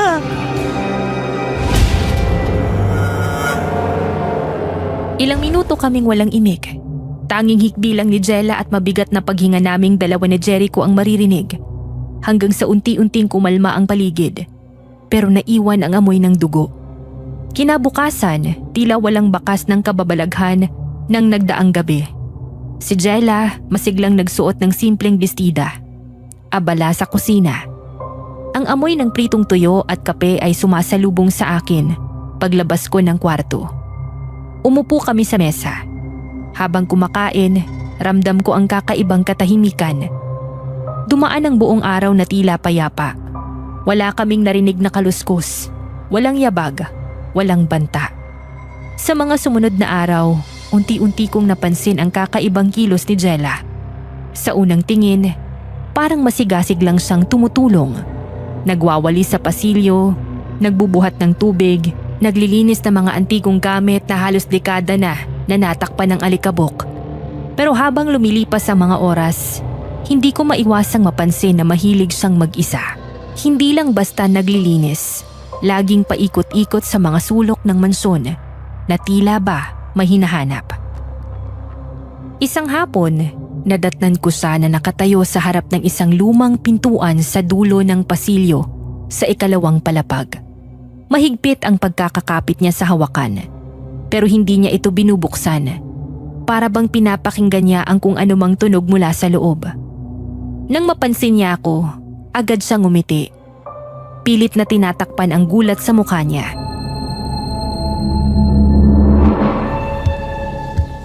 Jella, anong ginagawa mo dyan? Wala. Nililinis ko lang sana itong doorknob.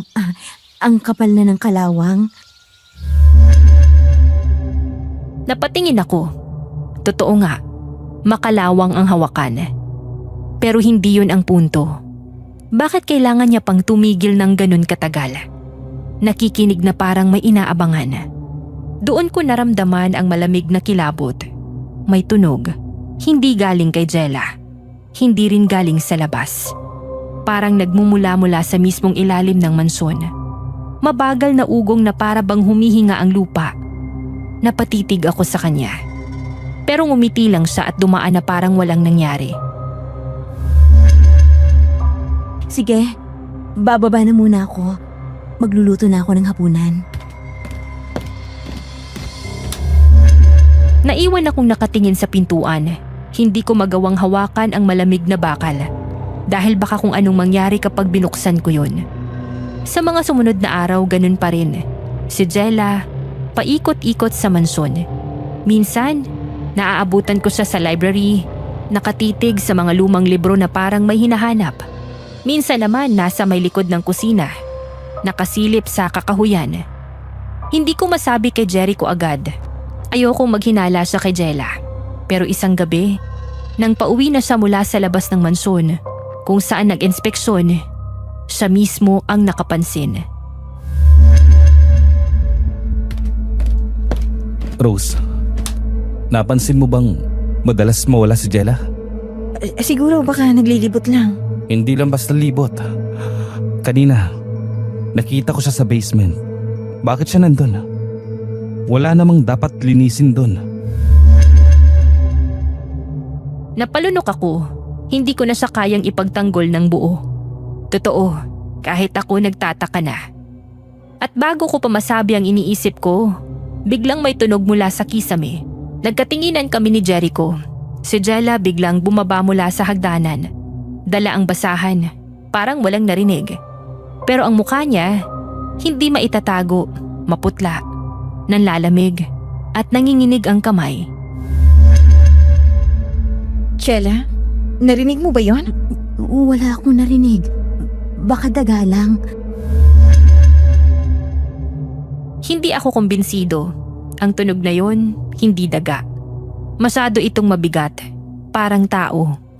At mas nakakatakot, parang sinasadya nitong ipaalam na nandoon siya. Hapon na noon, tahimik lang akong naglalakad sa pasilyo nang mapansin ko si Jella sa sulok ng lumang silid. Nakaupo siya sa harap ng lamesa, nakatalikod sa akin. Pero hindi ko maiwasang mapansin ang bagay na nakapatong sa ibabaw ng mesa. Isang itim na libro. Malaki ito at makapal. Jella, ano yan? Napalingon siya. Mabilis niyang isinara ang libro na para bang nahuli ko siyang may itinatago. Pilit siyang umiti, ngunit hindi matakpan ang pagkabigla sa kanyang mukha. Wala naman. Naisipan ko lang magbasa para lang may mapaglibangan habang wala tayong ginagawa. Nilapitan ko siya. Ang kamay niya, nanginginig habang hinahaplos ang ibabaw ng libro. Saan mo naman nakuha yan? Wala akong maalalang may ganitong libro dito. Imbis na sumagot agad, tumingin siya ng diretso sa akin. May kakaibang ningning sa mga mata niya. Hindi takot, kundi isang uri ng pagtatagumpay. Minsan, ang mga bagay na dapat nakatago, sila pa ang kusang lumalapit sa naghahanap. Kinilabutan ako. Bago pa ako makapagsalita, dahan-dahan niyang isinara ang libro. Inangat at niyakap ito na para bang napakahalaga. Jella, ibigay mo na lang yan kay Jericho. Hindi natin alam kung anong meron sa librong yan. Hindi, Rose. Hindi mo naiintindihan. Nakuha ko ng kailangan ko. At sa totoo lang, wala na akong dahilan para manatili pa rito. Napako ako sa kinatatayuan ko. Si Jericho dumating mula sa kabilang pasilyo at halos sabay kaming napatingin sa kanya. Anong ibig mong sabihin? Maraming salamat sa pagtanggap niyo sa akin. Pero hanggang dito na lang. Ang totoo, ang hinahanap ko, nahanap ko na. Naiwan kaming dalawa ni Jericho. Pareho naming naramdaman ang malamig na takot. Hindi ko alam kung anong ibig sabihin ng mga salita niya, pero ramdam kong hindi ito maganda. Makalipas ng ilang oras, dumating si Leon. Hindi pa man tuluyang nakakalapit, kita na agad ang mabigat na ekspresyon sa mukha niya. Parang alam na niya ang lahat bago pa man namin masabi.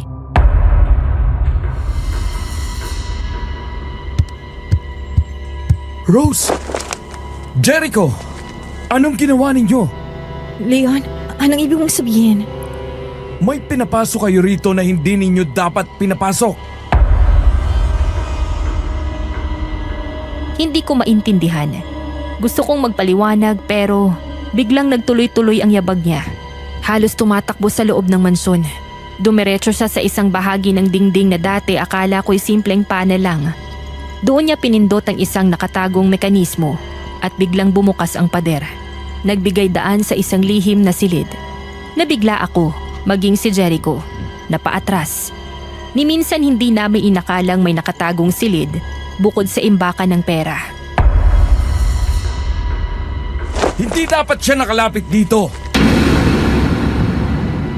Pumasok siya ng mabilis, pero ilang sandali lang, isang nakapangingilabot na katahimikan ang sumalubong sa amin. Pagkatapos, narinig ko ang malakas na pag-untog ng kamao niya sa dingding.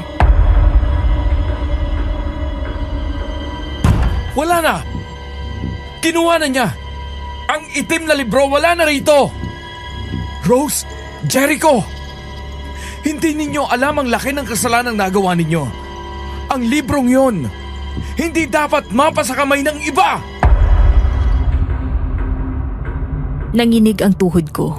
para bang bumagsak ang buong bigat ng mansyon sa balikat ko. Hindi ko alam kung ilang minuto kaming nakatulala ni Jericho matapos sumabog ang galit ni Leon. Nanatili siya sa loob ng sikretong kwarto.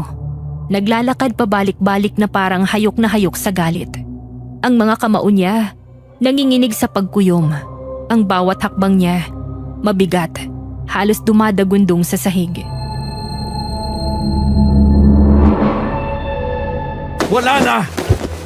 Ang aklat ay wala na! At kapag nasa kamay na nila yon, tapos na tayo! Leon, sino ba talaga sila? At anong koneksyon nila sa librong yon? Tumigil siya, dahan-dahang lumabas mula sa silid at humarap sa amin. Ang mga mata niya, hindi galit, kundi puno ng pagkadismaya. Kailangan nating maganda. Hindi naligtas ang mansyong ito. May mga parating na bisita. Mga bisitang hindi ninyo kailanman gugustuhing makilala. Anong ibig mong sabihin? Sino? Ang pamilyang itinakwil ni Ginoong Facundo. Sila ang babalik para tapusin ang lahat. Sino sila? Si Gardo, si Cora at si Jella. Ginamit niya kayo. Pinasok niya ang mansyon, kinuha niya ang aklat. At ngayon, babalik siya, hindi na mag-isa, kundi kasama ang mga taong itinakwil ng inyong sariling dugo. Leon, anong ibig sabihin ng aklat? Ang aklat na yon ay hindi basta talaan. Doon nakasulat ang mga lumang ritual, ang mga sumpa, at ang mga lihim na itinago ng mga delatore sa loob ng daang taon. Kung mahuhulog sa maling kamay, kaya nitong buwagin ang mga harang na pumipigil dito, at kung magagawa nila yon, wala nang ligtas. Kung ganun, hindi tayo pwedeng nakatayo lang dito. Anong plano? Maghahanda tayo. Kukunin natin ang lahat ng maaari nating gawing sandata. Bawat kutsilyo, bawat kahoy, kahit ano pwede. Agad kaming nagkalat sa bahay. Habang abala kami, ramdam ko ang bigat ng gabi na dumarating. Ang langit sa labas, unti-unting nagiging itim, at ang mga huni ng kuliglig, napalitan ng katahimikan. Leon, sigurado ka bang darating sila? Hindi na usapan kung darating, nandito na sila. Nanlamig ang bato ko. Tumingin si Jericho sa bintana, at kahit wala pa kaming malinaw na nakikita, ramdam naming may mga matang nakamasid mula sa dilim. Kung gusto nilang sumugod, handa tayo. Hindi lang basta sugod ang gagawin nila. Maghihiganti sila. Matagal silang naghintay ng pagkakataon. Maaaring sila na ang may kontrol. Humigpit ang hawak ko sa lampara. Ang ilaw nito, kumikislap. Parang natatakot ding tuluyang mamatay. Ang malamig na hangin, dumaloy sa pasilyo. Dala ang amoy ng lupa at dugo. Diyos ko, nandito na sila. Sa unang pagkakataon, nakita ko ang anino sa labas ng tarangkahan. 3 figura, mataas, mabibigat ang tindig at puno ng galit ang presensya. Kahit hindi malinaw ang muka, alam kong sila na. Lahat kami natigilan at doon ko napagtanto, hindi lang pala namin kalaban ang mga aswang sa dilim. Ang mismong pamilyang itinakwil ni Lolo Facundo, sila mismo ang babalik para tapusin ang sinimulan. Sa labas nakatayo pa rin sina Gardo at Cora. Ang mga matay nag-aapoy sa galit. Ang katawan nila ay nag-uunat na parabang mga hayop na handa ng sumalakay. Sa tabi nila, si Jella. Hawak ang itim na aklat. Nakangiti ng malamig.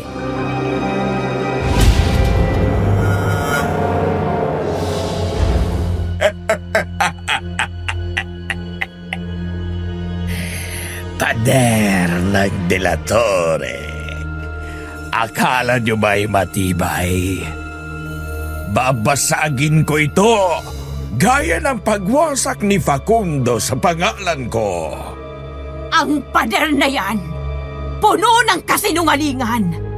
Lahat ng yaman, itinago nyo rito! Lahat ng sumpa, itinaboy nyo sa amin! Ngayon, mga bangkay nyo ang magiging dekorasyon ng bahay na to! Rose! Lumabas ka! Ipakita mo ang mukha ng pinamanahan. Ang apong paborito! Nang masaksihan mo ang sariling pagkawasak mo sa harap ng lahat ng ito. Kayong lahat! Hindi lang si Rose! Lahat kayo na nariyan! Babaha ng dugo nyo sa sahig ng mansyon! Ang bawat talasik, ipapahid ko sa mga pader na ipinagkait sa amin! Si Leon, nakatayo sa tabi ng pinto. Maitak sa kamay. Pawis sa noo kahit malamig ang gabi. Gardo! Kaya kayo itinakwil ni Ginoong Facundo. Dahil nilabag ninyo ang batas ng lahi. Hindi kayo marunong sumunod. Ang mga anak ng gabi may hangganan. Pero kayo, sinira niyo ang lahat. Batas! Batas na pabor lamang sa paborito. Ako ang anak. Ako ang dugo. Pero itinapon ako dahil hindi ako sunod-sunuran. Kaya ngayon, ang dugo ng apo ng paborito sa akin babalik. Itinapon kami sa putik! Nilimot! Pinabayaan! Habang kayo'y naliligo sa kayamanan! Ang bawat hiyas galing sa dugo ng itinakwil! Ngayon, babawiin ko lahat! Umuga ang buong bulwagan. Nahulog ang ilang kandila. Nagkalat ang apoy sa sahig. Narinig niyo ba? Ang bawat bitak ng bahay na to, bumubulong ng pangalan ko. Ako ang dapat na tagapagmana, hindi kayo! Ang pandinig ko'y nabingi sa lakas ng sigaw nila. Ang mga mata ko nangingilid sa luha. Hindi dahil sa takot lang, kundi dahil ramdam ko ang bigat ng galit na bumabalot sa kanila. Hindi ninyo makukuha ang mansyon na to. Hindi ninyo makukuha si Rose. Hindi ninyo kami mapipigilan. Ang dugo'y babaha, ang gabi aming trono, at ang pangalan ng Dilatorre'y lilimutin, gaya ng paglimot ninyo sa amin! Rose! Rose! Lumabas ka! Iharap mo sa amin ang mukha ng pinili para wasakin ko mismo sa harap ng pamilya mo! Ang lupa'y halos mabiyak.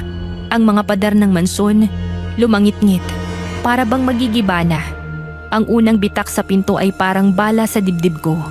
Ang tunog ng kahoy na bumigay, sumabay sa mga halakhak ni Gardo at Cora.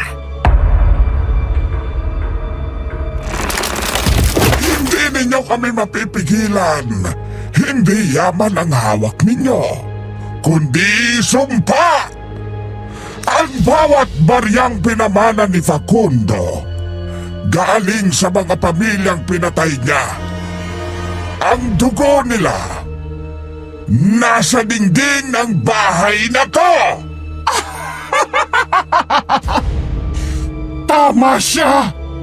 Ang kayamanan nyo galing sa bangkay! Sa mga batang pinugutan! Sa mga inang nilapa ng gabi! Hindi kayo ang may-ari ng ginto! Kayo ang alipin ng sumpa! Napakagat ako sa labi. Nanikip ang dibdib ko. Ang mga salitang yon parang apoy na pumapasok sa tenga ko. Lahat ng iniwan ni Lolo Facundo, lahat ng akalang magliligtas sa amin, sumpa pala ang dala. Hawakan mo to, Rose! Binigay niya sa akin ang sibat na may asin at langis ang mismong punyal. Mabigat, nanginginig ang kamay ko pero mahigpit kong pinisil. Sa kabilang gilid, hawak ni Leon ng itak, ang matay nanlilisik.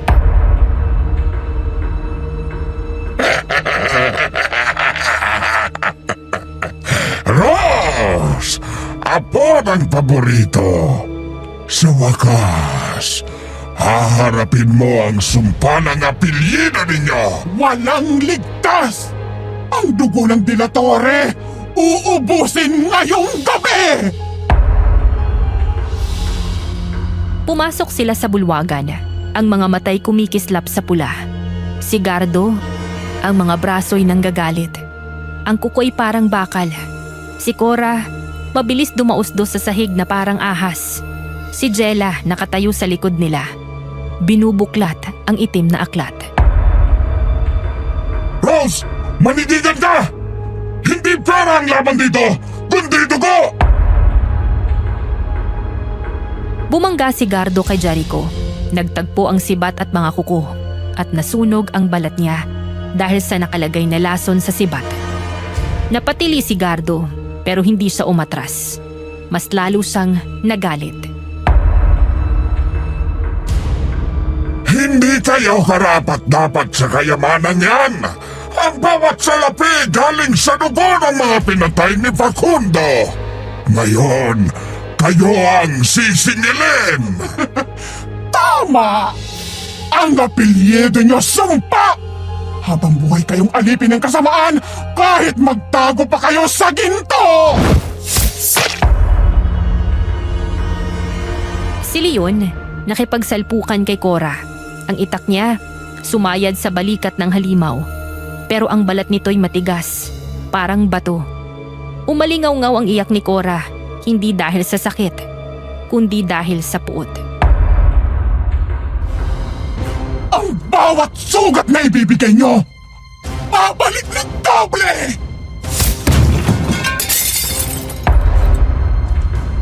Nahulog ang baso at plato. Nagkalat ang bubog sa sahig. Tumama ang isa sa paa ko. Mainit. Dumaloy ang dugo. Rose! Dito ka sa akin! Tumalon siya. Halos maabot ako. Itinapat ko ang sibat at bago pa siya makadapo, sumalubong ang dulo nito sa dibdib niya.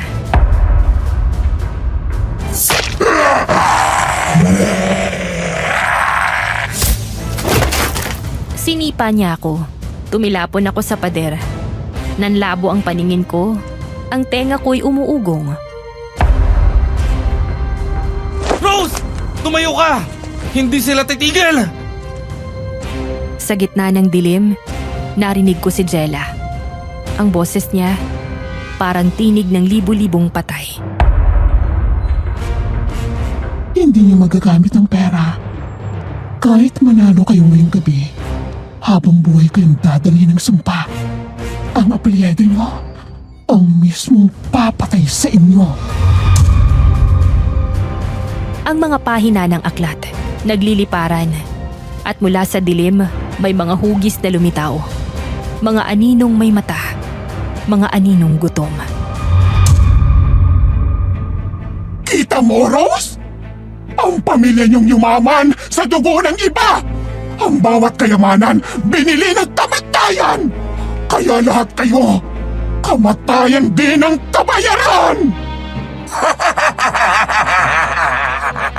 Ang dugo mo, ang huling kaban ng Dilatore, sa akin babalik ang lahat!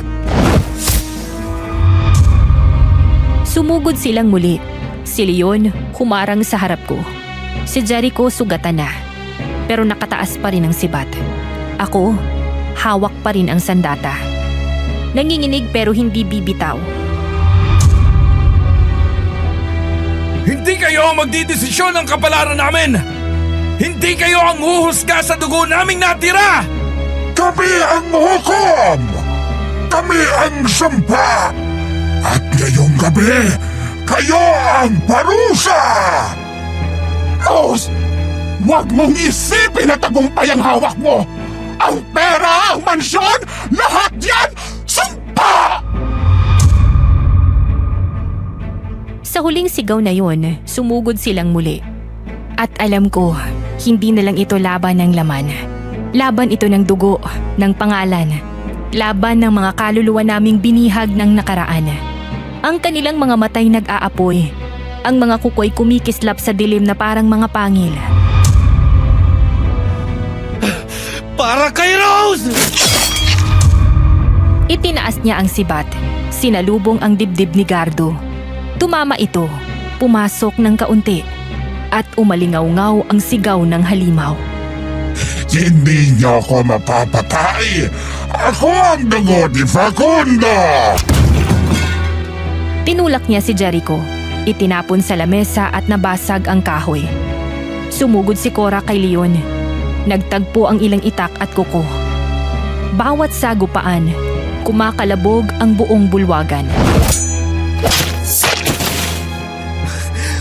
Huwag kayong bibitaw! Tapusin natin to ngayon!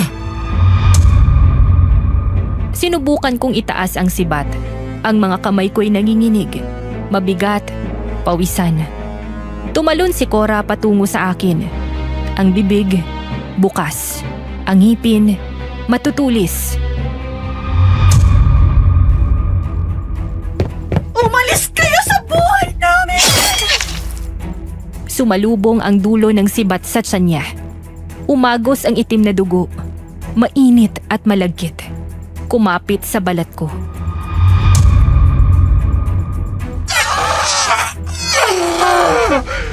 Hindi niyo kayang burahin ang sumpa!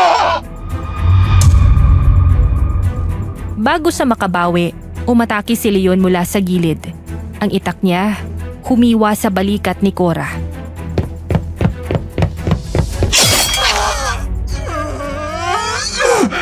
Facundo! Bumagsak siya. Nanginginig. Ngunit bago pa tuluyang bumagsak, tinapos ni Leon ang laban. Isang malakas na hiwa sa leeg at ang ulo'y gumulong sa sahig. Katahimikan sa loob ng isang iglap. Ngunit mula sa dilim, muling umatungal si Gardo. Cora! Hindi matatapos dito ang lahat! Tumalon siya, diretso sa akin. Naamoy ko ang bulok na hininga niya. Parang libingan. Bago niya maituloy, sumugod si Jericho mula sa gilid. Sugatan, nanginginig, ngunit hindi bumitaw.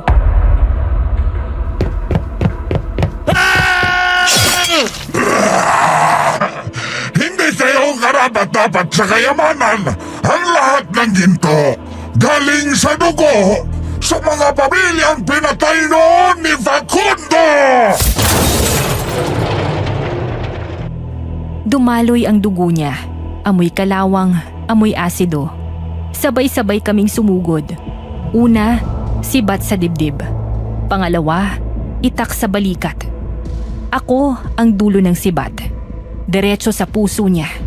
Tumangi si Jella sa nangyari sa magulang niya. At si Leon na rin mismo ang tumapos sa kanya. Ang hininga namin, sabay-sabay. Mabigat, pawisan, amoy usok, amoy dugo, amoy kamatayan. Si Jericho, nakahawak sa sugat niya. Nanginginig. Si Leon, nakatayo. Hawak pa rin ang itak. Nangingilid ang pawis at dugo sa noo. Ako, nakaluhod. Hawak pa rin ang sibat. Nanginginig pero nakakahinga. Ang mga abo nila, kumikislap sa sahig. Parang hindi pa tuluyang natatapos. Sa gitna, nakabukas pa rin ang itim na libro. Ang mga pahina, gumagalaw mag-isa. Humihinga, bumubulong. Naramdaman ko ang bigat na mga salitang yun. Hindi pa natapos ang sumpa. Wala nang ibang paraan! Sunugin natin! Tinambak ni Jericho ang sirang upuan at basag na mesa. Si Leon naman ay kumuha ng mga natitirang kandila. Sinindihan ito gamit ang mga tela. Nagliyab ang apoy, kumalat na parang nagagalit na halimaw na handang lamunin ang lahat. Dahan-dahan, kinuha ni Leon ang libro. Ang hangin ay lumamig at sa mismong sandaling yun, narinig ko ang mahihinang tinig. Huni ng mga boses na tila nanggagaling sa ilalim ng lupa. Naramdaman kong nanindig ang balahibo ko. Ang mga salita'y hindi ko maintindihan, pero puno ng galit, puno ng gutom. Diyos ko! Hindi na kayo muling mabubuhay! Itinapon niya ang aklat sa apoy. Sa isang iglap, nagliyab ito. At sumirit ang hangin na parang sigaw ng libu-libong kaluluwa. Umalingaw-ngaw ang bulwagan sa iyak na mga nawalan ng katawan. Ang mga nabuhay lang sa sumpa. Niyakap ko ang sarili. Pinikit ang mga mata. Ang init ng apoy ay dumampi sa balat ko. Mahapde, pero masarap. Sa bawat iglap, natutunaw ang mga pahina. Nagiging abo at unti-unting humina ang mga bulong. Hanggang sa katahimikan na lang ang natira. Nakatayo kami doon, pawisan, sugatan. Ngunit magaan ang dibdib. Ang aklat na nagdala ng sumpa ng mga delatore ay abo na.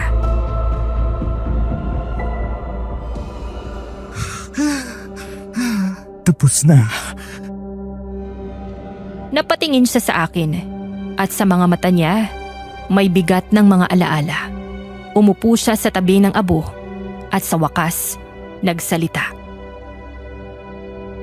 Alam mo, Rose, ang tatay mo, matagal nang pinili ang maging tao. Dahil ayaw niyang dalhin ka sa sumpa ng apelyido. Alam niya ang ginawa ni Ginoong Facundo. Alam niya ang dugo na kumapit sa bawat pader ng mansyong ito. Kaya siya lumayo. Kaya siya namatay sa sakit. Hindi sa galit o sa dugo ng iba. Pinili niyang mamatay bilang tao, hindi bilang halimaw. Napakagat ako sa labi. Dumaloy ang luha sa pisngi ko. Ang mga salitang yun ay pumunit sa dibdib ko. Pero doon ko lang lubusang naintindihan ng lahat. Napakahigpit ang hawak ko sa aking damit. Nilingon namin ang bulwagan. Nasunog ang lahat. Ang mga kasangkapan, ang mga alaala, ang mismong pangalan ng mga delatore na nakaukit sa dingding.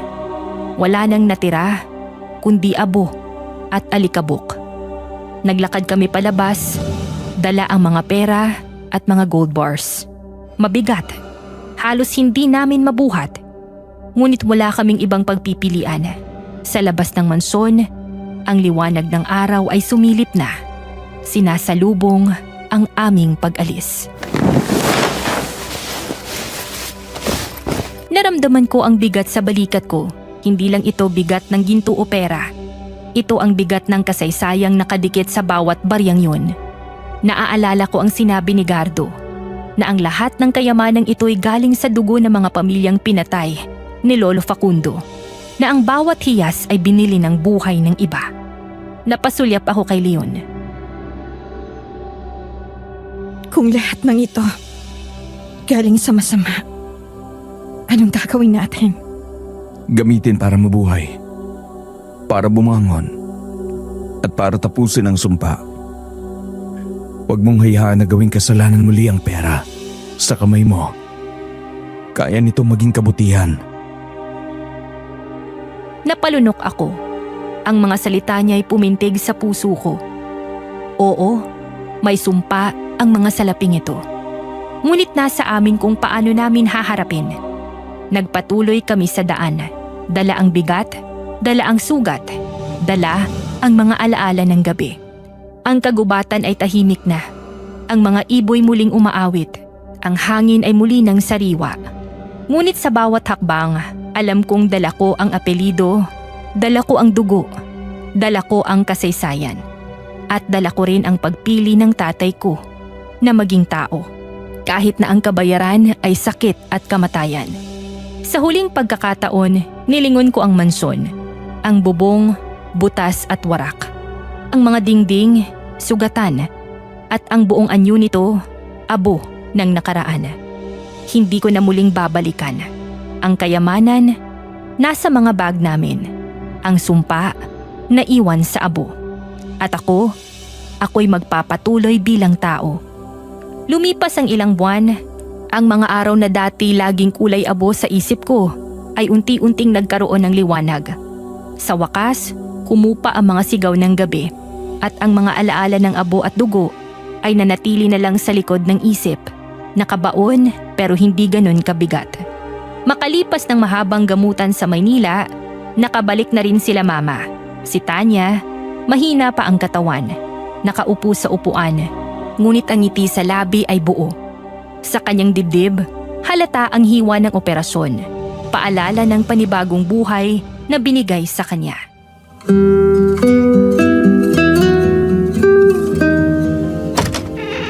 Rose, nandito na kami. Ang init ng yakap niya ay tumagos sa akin. Sa mga buwan ng katahimikan, hinintay ko ang mga sandaling ito. Ang makita silang ligtas, buhay at malayo sa bangungot ng sumpa. Umupo kami sa paligid ng mesa. Tahimik ang lahat hanggang sa magsalita siya. Matagal ko nang gustong sabihin sa iyo, Rose, kung bakit hindi ka naging katulad nila. Kung bakit kahit aswang ang tatay mo, nanatili kang tao. Nakatingin ako sa kanya, nakikinig. Ang mga mata niya puno ng bigat, ngunit may halong ginhawa na rin. Pinili ng tatay mo na talikuran ng lahi niya. Pinili niya maging tao kahit alam niyang mamamatay siya sa sakit. Hindi niya hinayaan ang sumpa ng apelyedo ay madikit sa atin. At ikaw ang naging tanda ng pagpili niyang yun. Naninikip ang dibdib ko, ang alaala ng tatay ko, ang kanyang tahimik na mga araw, ang kanyang mahihinang ngiti, at ang kanyang pagkamatay. Biglang nagkaroon ng bagong kahulugan. Alam kong tinatanong mo kung bakit ikaw. Kung bakit hindi mo naranasan ang sumpa kahit malinaw na galing ka sa dugo niya. Pero Rose, dahil pinili niya ng anak niya, ang pamilya niya ay manatiling malinis. At dahil doon, kahit anong dugo ang dumali sa kanya, hindi na umabot sa iyo. Tahimik na tumulo ang luha ko. Sa mga salitang yon, naramdaman ko ang bigat na tuluyang nabunot mula sa puso ko. Hindi ako sumpa. Hindi ako halimaw. Ako'y tao. At yon ay bunga ng sakripisyo ng ama kong pinili ang pagkatao kesa kapangyarihan. Kaya tama lang na umalis kayo sa anino ng De La Torre. Itin sa tama. At sa paglipas ng panahon, itinayo ko ang isang maliit na paaralan sa baryo. Isang lugar kung saan ang mga batang hindi kayang mag-aral noon ay nagkaroon ng pagkakataon. Sa bawat baryang ginastos ko, palagi kong naaalala ang dugo ng mga inosenteng pinatay kapalit ng yaman ng aming pamilya. Kaya't sinisigurado ko na ang dugo nilang nasayang, sa huli, magbunga ng kabutihan. Ngayon, isang pangalan na lang ang dala ko. Hindi bilang De La Torre, hindi bilang apo ng aswang, kundi bilang Rose. Isang taong piniling mabuhay hindi sa anino ng sumpa, kundi sa liwanag ng pagpili. At kung may aral man akong iiwan, ito yon. Ang apelido ay hindi kapalaran. Ang tunay na pamana, hindi ginto o dugo, kundi ang pagpili kung paano ka mabubuhay. Hanggang dito na lang po ang kwento ko. Hindi man ito tulad ng ibang kwentong aswang dito, pero sana po ay may matutunan din kayo. Bago po ako magpaalam, naisip ko po sanang mag-iwan ng katanungan na sana masagot nyo sa comments kung sakali mang mapili ang kwento kong ito. Kung kayo po ba ang nasa sitwasyon ko at alam nyong kailangan nyo ng pera, handa po ba kayong suwayin si mama sa utos niya? Kung alam nyo namang pwedeng makapagsalba ng buhay, handa ba kayong tanggapin ang panganib na naghihintay sa inyo? Hello listeners, lalo na kay Rose, ang ating sender. Ang dami kong naramdaman sa kwentong ito at sa tingin ko, Ang kwento niya ay hindi lang basta isang istorya, kundi isang kwento ng pag-asa at pagpapatawad. Sa simula pa lang, ramdam na natin yung bigat na dala ni Rose. Yung milyones na dapat sana'y magpagaan sa buhay niya ay naging sumpang nagdala ng takot at peligro.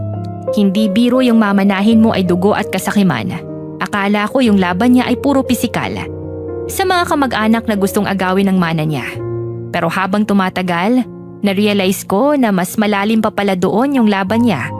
Yung pinakamabigat na laban niya ay sa sarili niya, sa pagtanggap, kung sino siya at kung saan siya nanggaling. Imagine mo na ang apelyido mo ay simbolo ng kasamaan. Lahat ng pagkatao mo ay nakakabit sa isang halimaw. Yon ang pinakamahirap na parte ng kwento niya. Paano ka mabubuhay ng normal kung alam mong ang bawat sentimo na hawak mo ay bahagi ng isang madilim na kasaysayan? Yung pagpapasyang sirain ng mansyon, hindi lang yun pagwasak sa isang gusali, kundi pagwasak sa isang masamang nakaraan. Sinira niya yung pisikal na ebidensya ng kasamaan para makalikha ng bago